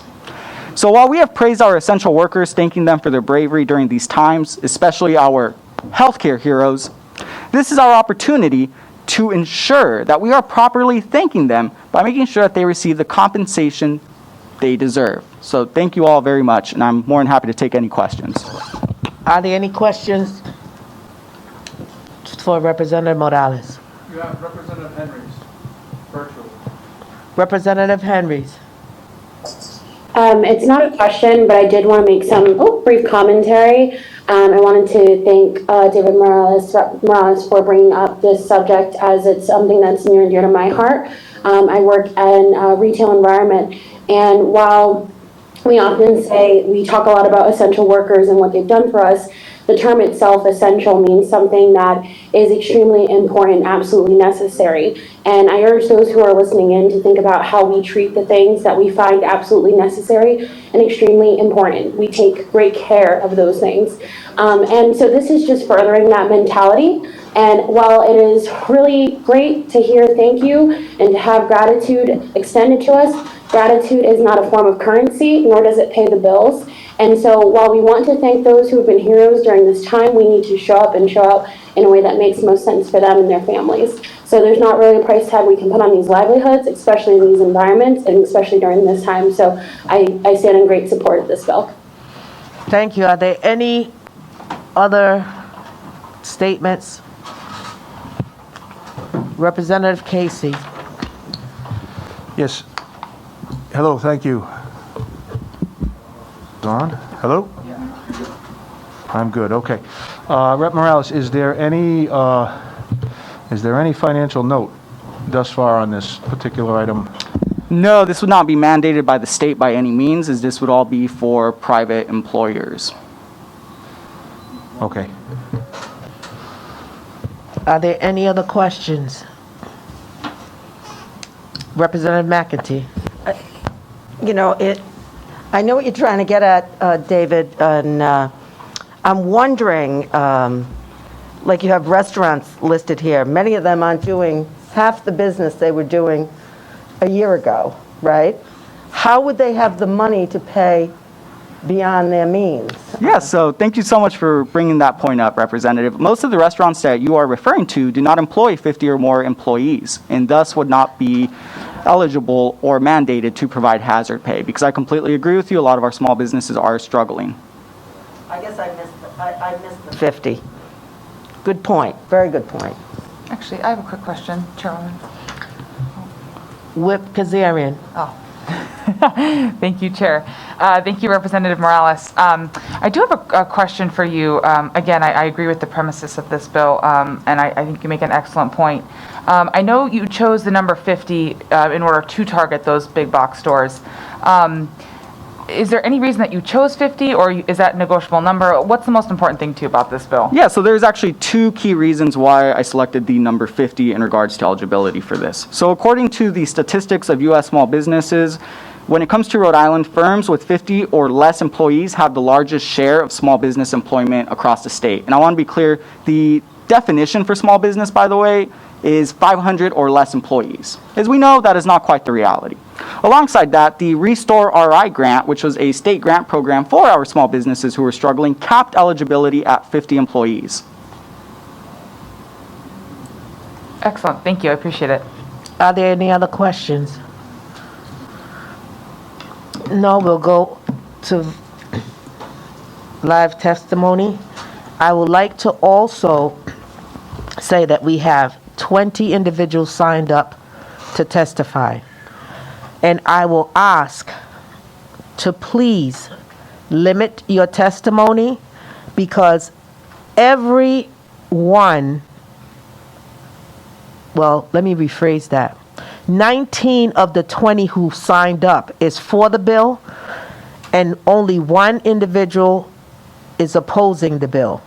So unless you have something to offer, to share, that's going to be different than what the previous individual presents, please, I know it's passionate, I know you want to say all that you need to say, but if you're in support, you're on that same train. We're all there. So please, we'll start with Gregory Wamowski. I hope I did not butcher your last name. Hello, this is Gregory Waxmolsky. Come on down. Thank you so much for having me. Chair, Vice Chairs, all the members of the Labor Committee in the House tonight. I just want to start out by saying thank you. I'm so grateful for all of your service to this chamber, to this state, and especially to everybody who came down here tonight, virtually or otherwise, to testify in support of this bill. Thank you to everybody who came down here. You are, all of us, we are esteemed guests in our own house, and we couldn't be hosted by finer people. It is always such a breath of fresh air to be here before you. I don't want to take a lot of time. I know there's a lot of support for this bill, as well as an awful lot of lobbyists coming out to dazzle and bewilder us with their sophisticated arguments as to why in the heck we shouldn't, in the House Labor Committee, entertain the notion that workers deserve 30% more pay during a hazard, a time of public emergency, for taking on 100% of the risk. I think it's going to be an entertaining night, and again, I really do want to be quick here. You know, a lot of these big employers in this state and throughout the United States, under this emergency, if they were open, some of those businesses were the only ones open on the block. And because of that, they made record-busting profits last year. I love to think about businesses that do well being able to do well by the biggest resource that they have in their four walls, the labor that comes to work every day. You know, any business that employs over 50 people, that means that 50 people congregating in one building constitutes an increase in the public safety hazard. That means that going to work in and of itself is a hazard, let alone if you have to take public transportation there.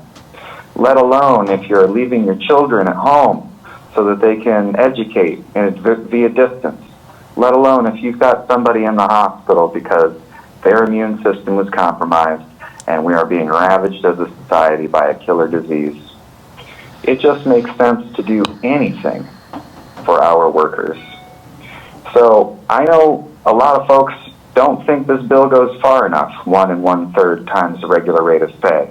I know a lot of people are going to come out and say, you know, why don't we do this for everybody in society? Why are we limiting it to these definitions of who's essential and who's not? I kind of agree with them, but this is a really great first step. Don't you agree? All we're asking for in this bill is 30% more for workers who are taking on 100% of the risk during pandemics. And I will just leave you all at the committee here before I know that we continue on with all the testimony to consider this as a really, really great first salvo during this session in 2021.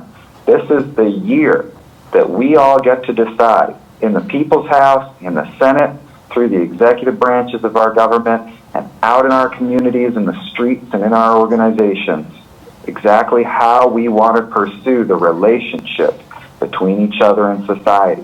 And for the House Committee on Labor, how exactly do we want labor and business relationships, especially with big businesses, to go on during the session and in the years to come? And I think that starts with really considering recommending this and suggesting it onto the floor in as quickly as possible a manner. So with that, I will leave you all. I do applaud you all for taking time out of what is a private life to come out and be public citizens for all of us in Rhode Island's House for the People. And thanks again for having me here. I relinquish any time for any questions you might have. Are there any questions? Having none, thank you very much, Mr. Wamowski. Thank you. Have a good evening.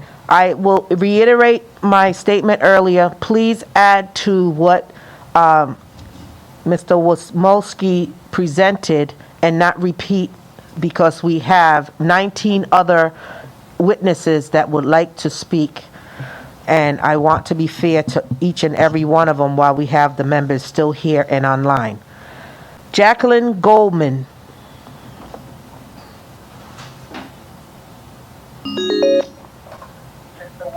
Ms. Goldman, welcome. Good evening.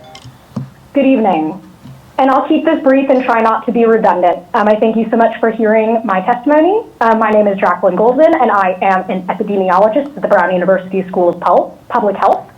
When you look at the people who have been most impacted by COVID, and studies have been coming out on this, you see that the highest fatality rates, of course, are among doctors, but also among restaurant workers, construction workers, people who are paid really low salaries that are hardly sustainable, and people who are often low income and people of color. These are the people who have borne the worst impacts of the pandemic, and to deny them pay that compensates them for the risk is completely unconscionable.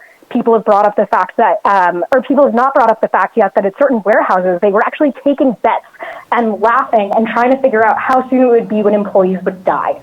I completely understand that we are nervous about how this would impact small business. The bill ahead of us makes sure that those businesses would not be impacted, but to deny workers who are getting sick and who are already marginalized and dealing with just extraordinary amounts of difficulty, failing to provide them a wage that is livable and compensates them for their risk is unconscionable.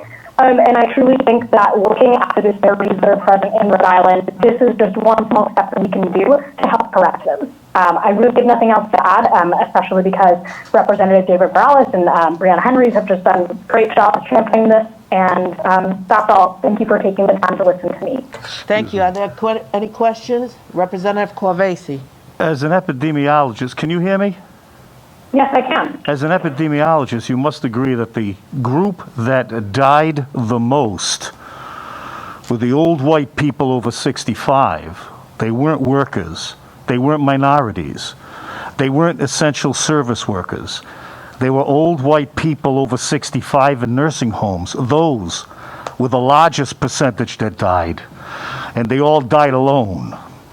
You do agree with that, don't you? I agree. Thank you. And actually, interesting that you bring up that I was an epidemiologist. So one of the things that I did during the pandemic is I was activated to work at the Department of Health, where I worked on a team looking at group home cases. And one of the many, and it is unfortunate that many people died in congregate care. It doesn't matter their race, doesn't matter their age. It is very unfortunate that this many people have died. One of the reasons why this was happening in nursing homes is because you have workers who are paid very small amounts of money that are hardly survival wages that are being put into work without protection. If people knew that they could have enough money to come to feed their families, they would not potentially be working while they were sick. Now, I understand that you might say that this is the workers' fault. I believe that this is society's fault for not properly supporting these employees. When you look at the people who died in these congregate care settings, yes, it is the older people who are immunocompromised. It is also the workers who have no other options because they are not paid a living wage. And so unfortunately, other people died as a result of this, but this is very much pointing to the systemic issues in that we need to take care of our workers. If we take care of our workers, we take care of everyone else. I thank you, Ms. Goldman. I just need to say that it wasn't society's fault that these people died, but it was the governor's administration that why they died. So just a correction there, but I thank you for your testimony. I thank you for the completely right. Thank you for clarifying that. You are correct. Thank you very much for your testimony. Are there any other questions? Thank you. Sammy Amkin, I may have mispronounced that one as well. Not intending. Sammy? Yeah, hello? Good evening. Welcome. Yeah, hi. Thank you so much for having me. Can I go ahead and start? How do you pronounce your last name? I just say Amki. Amki. Okay. Mr. Amki, come on, bring it up. Be short and nice and clear. Thank you so much. Yeah. So hello, everyone. My name is Sammy Amki. I'm here to testify on behalf in support of House Bill 5721. I'm a resident of State House District 2 in Providence, and I'm also a member and representative of the Providence Democratic Socialists. I wanted to share a little bit of background as to why this bill is really important to me, but my father is a healthcare worker, and throughout the entirety of the COVID pandemic, I continue to see billboards, signs, advertising, claiming that, thank you, essential workers, we care about you, you're heroes, all this language, but very little of it translates to relieving his stress, relieving his worry about his health, and providing him any sort of comfort or support. So I think for me, it's very personal that, my own family has not been supported during a crisis in any way, shape, or form, and I think that hazard pay is one of the bare minimum that we can do. And the second point I wanted to make is that these companies can afford it. Whether it's big box office, Walmart, etc., or if it's these large nursing facilities or hospital networks, they can all afford to pay this slightly higher rate, and we shouldn't let them pocket the difference of what they've been getting in federal dollars of support. That should be going straight to the workers, these funds. So we should redirect it through state legislation. And I wanted to, the last sort of experience I wanted to share was that over the summer I worked as a COVID case investigator at the Department of Health.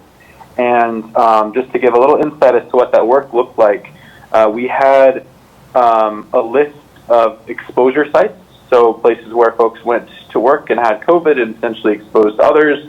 And we had what was like a priority list, so sort of the repeat offenders, where we constantly seeing people. We don't have to re-input all the data, we have it saved.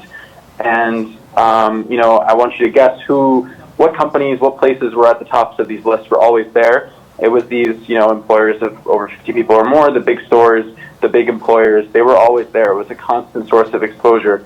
So to everyone who works there and whose life depends on their ability to work and put food on the table, they're being constantly exposed. And we can see that in the data, we can see it in the numbers. The threat to their life is real. And I would also add that, there's been a lot of talk of racial justice and justice for Black folks in the past few months. And this is one of the primary ways that we can deliver on that justice, because it is predominantly, especially in places like Providence, Pawtucket, Cranston, etc., it is communities of color who are on the front line of this and who are bearing the brunt and who end up facing the worst results of COVID if and when they catch it. So I wanted to sort of add that, and additionally, the nurses are another great example of a workforce that is majority women and majority Black women, and who have suffered tremendously, while nursing executives get millions and millions and millions of dollars in cash support, but none of that ever makes it down to them, and they struggle to put food on the table and keep their health, their health and well-being intact. So with that, I humbly ask all of you to support HB 5721. It is most definitely the right thing to do for all of our fellow citizens, for my family, likely for many of your families, and for all the residents of Rhode Island. Thank you so much. Thank you very much. Next on, are there any questions of committee members? Hearing none. Next on, thank you. Megan Lynch. I think actually I would ask you to yes, turn hello? your device down so we don't have the backlash. Yep, sorry about that. Can you hear me? Yes. If you could be nice and sweet and brief and add to what Mr. Amkian stated, it would be greatly appreciated. Thank you. Proceed. Hi, yes, my name's Meg Lynch. I'm here to testify as a food service worker and a citizen of Cranston, Rhode Island, in support of House Bill 5721. I'll be very brief. This is my first time testifying as well, so I apologize. So it's been roughly a year for all of us feeling the effects of COVID-19. A lot of us have suffered and continue to suffer because of this public health crisis. In the United States, Rhode Island has consistently done a poor job dealing with the pandemic, one of the poorest in the country, arguably.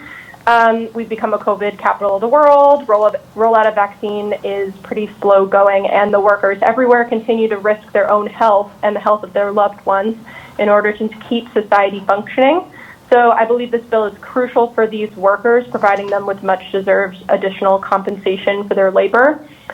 Speaking for myself, I've waited tables as my primary source of income for 3 years or so. I don't have the luxury of working from home. I interact with dozens, sometimes hundreds of customers over the course of just a single shift. I wear 2 masks. I sanitize my hands constantly. They're dry and cracked. I clean the workplace meticulously. And still, just this past Friday, I tested positive for COVID. So I currently have coronavirus, all for $3 an hour. Truthfully, I'm not even sure that this bill would affect me personally. My workplace is small and family owned, so I'm not sure I would even qualify. However, I know what it is to show up paranoid to a job that allows me to just barely scrape by. Basically, I really strongly believe in what this bill would achieve, and even if it won't affect me personally, I support it very strongly because it's long overdue and our workers deserve it. Thank you. Appreciate your testimony. Are there any questions? Thank you very much. Enrique Sanchez? Mr. Sanchez? Yes. Please proceed, Mr. Sanchez. Great. Thank you so much. My name is Enrique Sanchez, and I would like to thank the committee for taking the time to hear us out. I am here in support of HB House Bill 521 that would provide hazard pay to all essential workers in workplaces with 50 or more employees. This would include big box retailers like Walmart, Amazon, large companies, and like healthcare providers like that. I don't have anything written as a script. I'm here speaking my my thoughts and my concerns on why we are even debating this, especially during a pandemic that has left hundreds of thousands of our fellow Americans dead, has left millions and millions of people unemployed throughout the country. Thousands of Rhode Islanders have been put out of work. Thousands of Rhode Islanders have been struggling to pay basic utilities, rent. Thousands of Rhode Islanders are at stake of being evicted. Thousands of Rhode Islanders haven't been able to see their doctors or their physicians. And we are here debating this topic, this discussion, as if there were no pandemic or as if our country was not in crisis. Now, I understand a lot of you up there, a lot of you are our friends and allies and progressives and represent us citizens, residents of Rhode Island. A lot of you are good public servants, but there are also a lot of you up there that do not represent us, that do not represent working class people in Providence, in Central Falls, Pawtucket, Woonsocket, Newport, etc., or major towns and cities throughout Rhode Island. Okay, we can stop that. Mr. Yes? Sanchez, is this your first time testifying at the General Assembly? Yes, no, I've spoken plenty of times. But, Mr. why, is there Sanchez, a problem? Yes. Mr. Sanchez, if you would please keep your testimony to the merits of the bill and not comment on who is your friend and who is against you as far as your political... No, but this isn't about who is my friend and who's not my friend. I'm testifying in support that we should be providing this hazard pay to working class Rhode Islanders. Okay. Why is this even up for debate? Keep it to the merits of the bill. The commentary regarding representatives and the way that they treat or represent their constituents is not part of this bill. Okay, well, let me get to the bottom line then. I presented those talking points as a support for why we are even having this debate. This should not be a debate. Excuse me, Mr. Sanchez. Mr. Sanchez, please. This is Representative Anastasia Williams. Mr. Sanchez, Mr. Sanchez, I would ask you to please listen to me. This is Representative Anastasia Williams, and I'm asking you to please keep to the merit of the bill. Appreciate your passion with regards to it, and I would reiterate that we have at least another 15 individuals to testify on it, and I would like to extend them the same opportunity that you are having. Could you finish with your testimony? It's not a debate, and I appreciate you, and I appreciate your testimony and your presence this evening. Proceed and wrap it up, please. I am here as a working class Rhode Islander, okay, working poor, representing and testifying for hundreds of thousands of Rhode Islanders who don't have this opportunity to testify because they're unaware. People who don't speak English, people who can't take an hour, 2 hours out of the day to get ready for a testimony. I'm here because we need to provide hazard pay for folks. There are corporations and companies making millions and billions of dollars. Mr. Enrique, Mr. Sanchez, please stay to the merit of the bill. And this is the last time that I'm going to say that. Please stay to the merit of the bill. And I'm quite sure because this is not your first time, you understand what that means. Okay. Thank you. Thank you, Representative. Yeah. All right, look, I am here just, and I'm only going to say that we need to pass this hazard bill as soon as possible. Okay, we need to pass this. This should not be a debate. I'm in full support of House Bill 5721. Rhode Islanders need this as soon as possible. Rhode Islanders have not got their stimulus checks, have not got their money like they were promised to a month ago.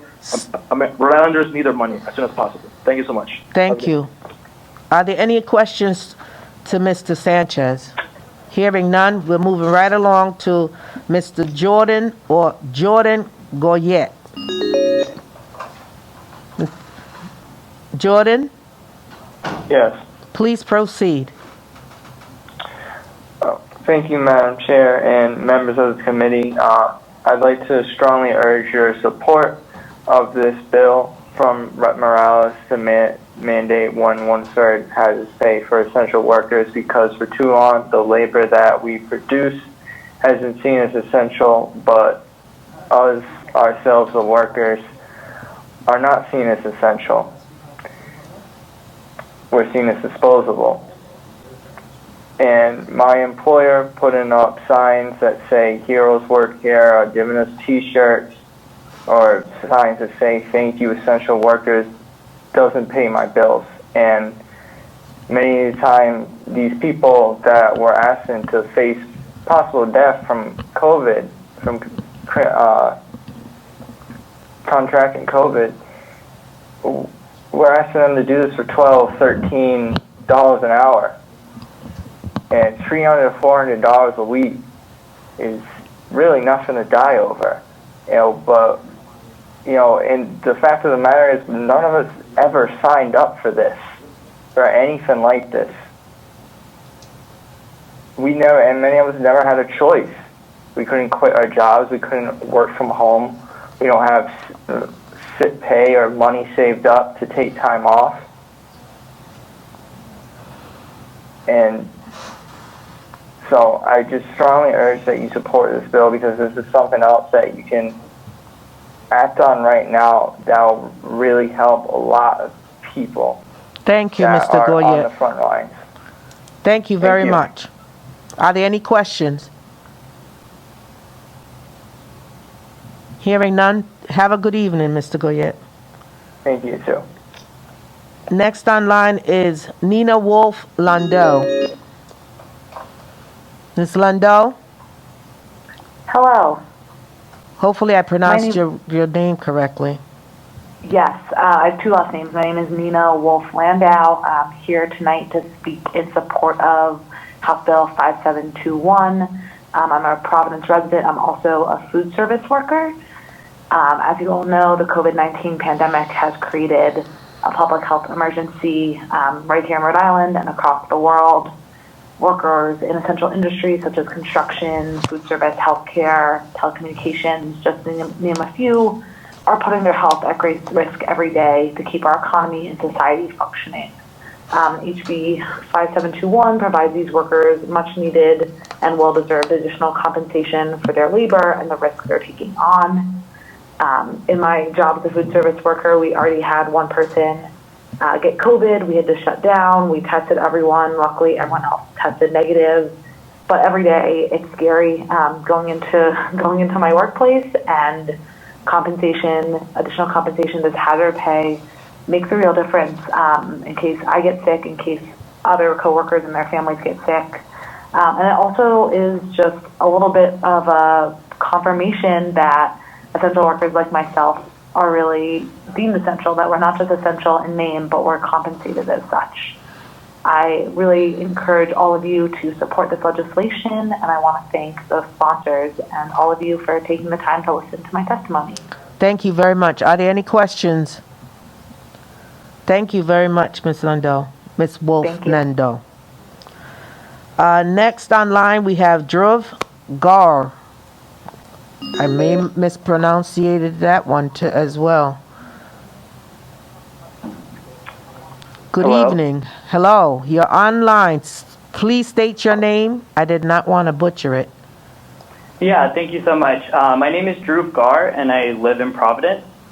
I am a housing justice advocate working with an organization called Housing Opportunities for People Everywhere, and I'm testifying in support of House Bill 5721. And I work with people throughout Providence, Pawtucket, other parts of Rhode Island who experience homelessness and housing insecurity. And a lot of times these same people and people and their families work in low-wage essential jobs that are included in this bill.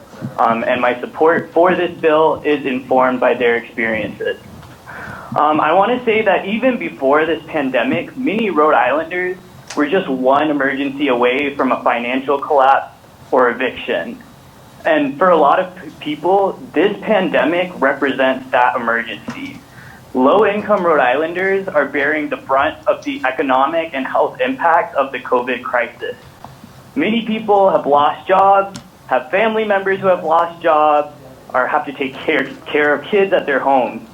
All the while, many workers are asked to do the same essential jobs they always did, and often without proper health protections.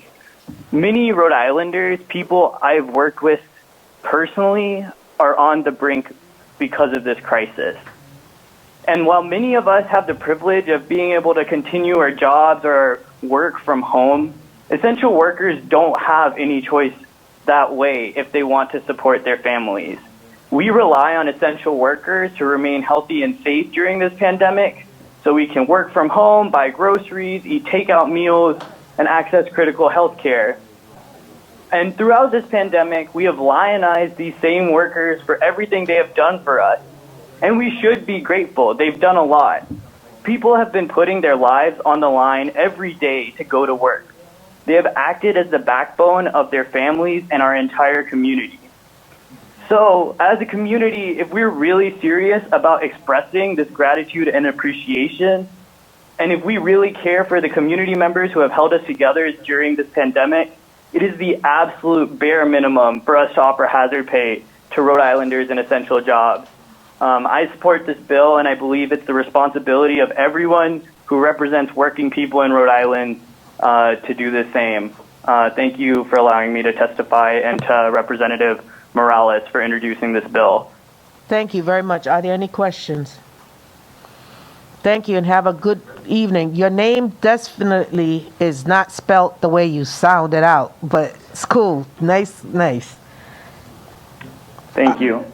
Next, Mr. Peter Nightingale. Good evening, Mr. Nightingale. You're on. Great, thank you. Can you hear me? Loud and clear. Wonderful, thank you very much. I am going to testify on behalf of the coordinating committee of the Poor People's Campaign in Rhode Island. And I'm here to let you know that we support HB 5721 to provide hazard pay for essential workers. The matter is quite simple. Essential workers are exactly that. They are essential. Many of them work for poverty wages. Compare that to CEOs who make about $100 million a year. This is an example of poverty and inequality in this country and in Rhode Island in particular. Ending poverty and inequality is one of the demands of the Poor People's Campaign, a national call for moral revival. Systemic racism, ending that, is the second one of these interlocking injustices. Essential workers are the ones who take the biggest risks. Among them are indigenous people, people who are Black, Pacific Islanders, Latino Americans, and those are the groups who have experienced the highest death rates of COVID-19. That's all I have to say. Thank you very much for your time. If there are any questions, I'd be happy to answer those. Thank you very much. Any questions from the committee? Thank you, Mr. Nightingale.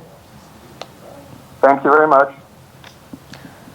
Next online is Christopher Carlozzi, my friend. You're on.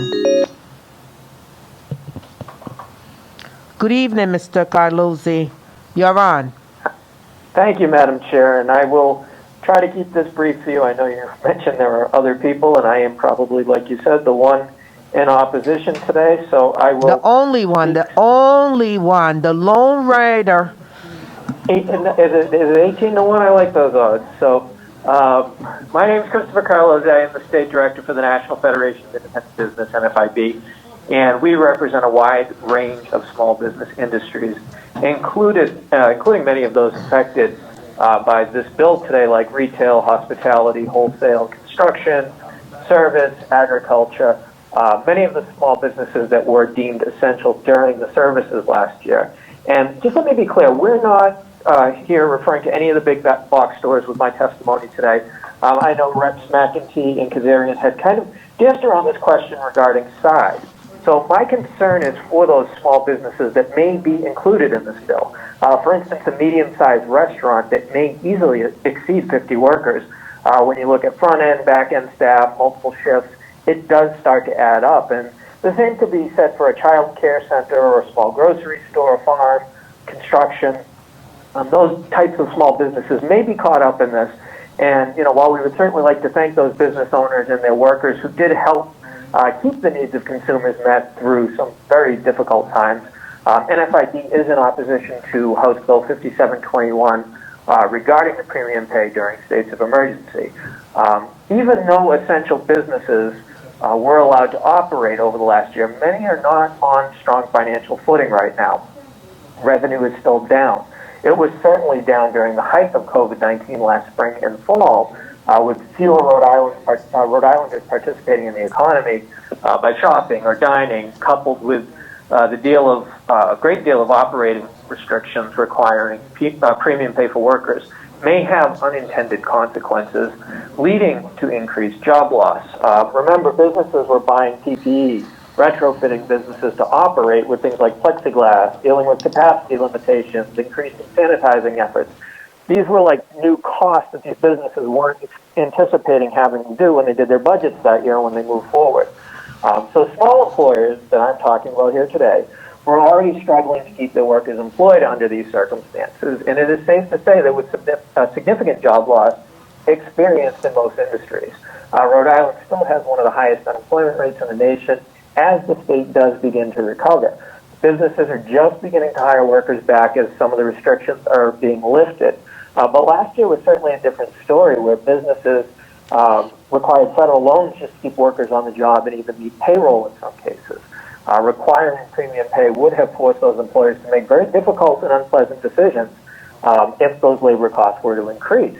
And some of the solutions could mean fewer workers. So we heard today a few of the people even testifying in favor of this bill saying a lot of people are suffering, were laid off, and did face a cut to their job. And that certainly increases when labor costs rise because of things like this premium pay, and it would result in more people being laid off. So a great deal of people did end up out of work last year. It could have been far worse if labor costs were forced to increase because of this premium pay. And of course, hours could also be reduced as well, meaning paychecks will drop for some workers despite potentially making more per hour. Employers are already struggling to operate. They'll just have few people on shifts and require more out of those who are scheduled to work. And last, and I would say this would be the thing that would impact most Rhode Islanders, it does result in higher prices. I think most consumers did see a jump in the price of some items and services last year. Could have been food, cleaning supplies, takeout. The price of many items that you were used to just going into a store and buying, demand increased for them and supply diminished.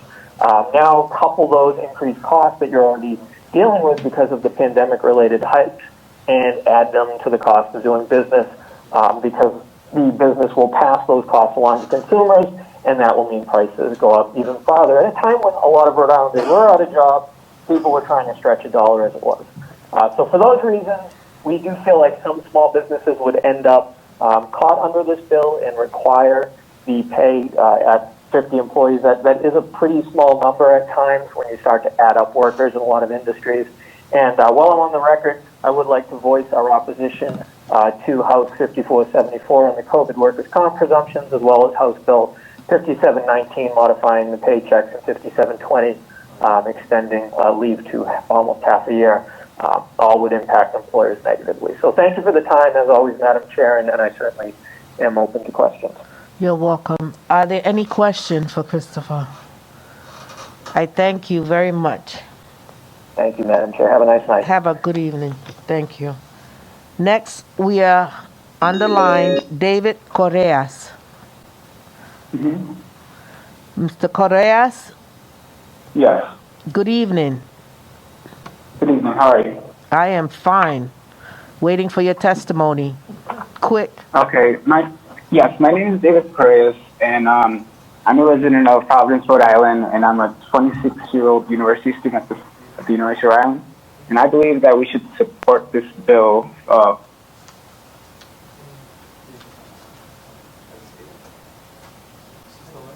Hello? Hello? We lost you? It says he's on, Chairman. David?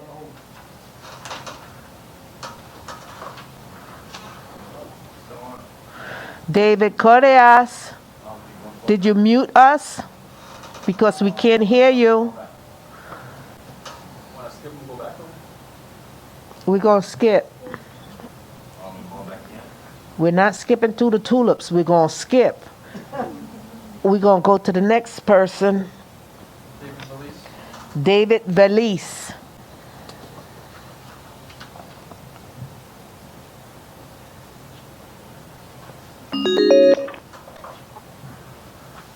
Mr. Valise. Yes, good evening. Good evening. You're on. Thank you, Chairperson, and thank you, members of the committee, and thank you, Representative Morales, for introducing this bill. My name is David Valise. I am the director and lead organizer for the Rhode Island Interfaith Coalition to Reduce Poverty. We're an organization of 80-plus faith groups and advocacy groups that have come together in the state to fight poverty and fight inequality. I am here to voice my support for House Bill 5721. For us, this comes down to equity, and it's what is fair. Essential workers are essential, meaning we cannot do without them, yet they themselves many times don't have a choice but to show up for work. The burden to keep our society running falls on them. Studies show essential workers disproportionately are impacted by the pandemic and continue to put their lives and their families' lives on the line. They take care of you. They take care of us. Now we must take care of them. We have an obligation to take care of them. In our faith traditions, we are taught to honor workers and to honor justice, and this bill would achieve that. That's pretty much it. That's all I have to say. I thank you for your time and for supporting essential workers, and I hope all of you have a wonderful night. Thank you very much. Are there any questions? Thank you. Have a good evening yourself. Thank you. We have David Correas back online. Mr. Correas. Hello. Yes. What happened? You left us hanging. What's up with that? No, I think that I got put on hold again, and then I don't know what happened, but I would like to continue with my testimony. Okay, continue. Tie it up. It's on you. I believe that the state should support this bill 5721 as a good signifier that they care about the essential workers that have been working since the beginning of this pandemic. And I believe that they all deserve hazard pay. As personally an essential worker at a company in Warwick, Tortola Company, which is a produce distribution company, I believe that, it would be a strong signal that these people who are going out every day to make sure that everyone else has what they need. And it was good that the company provided it for a time being in the summer, but I feel like the whole we need our essential workers has become a trend, and the state can send a really strong signal to all workers that they have their back and that hazard pay would help alleviate a lot of problems that we're still dealing with the pandemic at this time. Thank you very much. Sorry, you keep going in and out. Oh, no, that's all I have to say, and I hope that our state officials really consider passing this bill so they can show that Rhode Island workers are very much needed to keep the economy going. Thank you very much. Are there any questions? Are there any questions to Mrs. Correas? No, I feel like I expressed everything I needed to. Okay. Thank you. Have a good evening. I would also like to put into the record that Cassidy Bissett from Smithfield is for the bill. Kelsey Rilo for the bill. Nicholas Oliver is against the bill. He's the executive director of Rhode Island Partnership of Home Care. Sarah Bratko, Rhode Island Hospitality Association, is opposing the bill. Lynette Forey Menard, Northern Rhode Island Chamber of Commerce, is opposing the bill.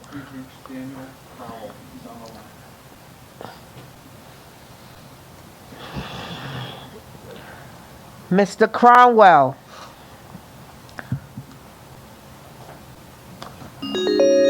Good evening, Mr. Cromwell.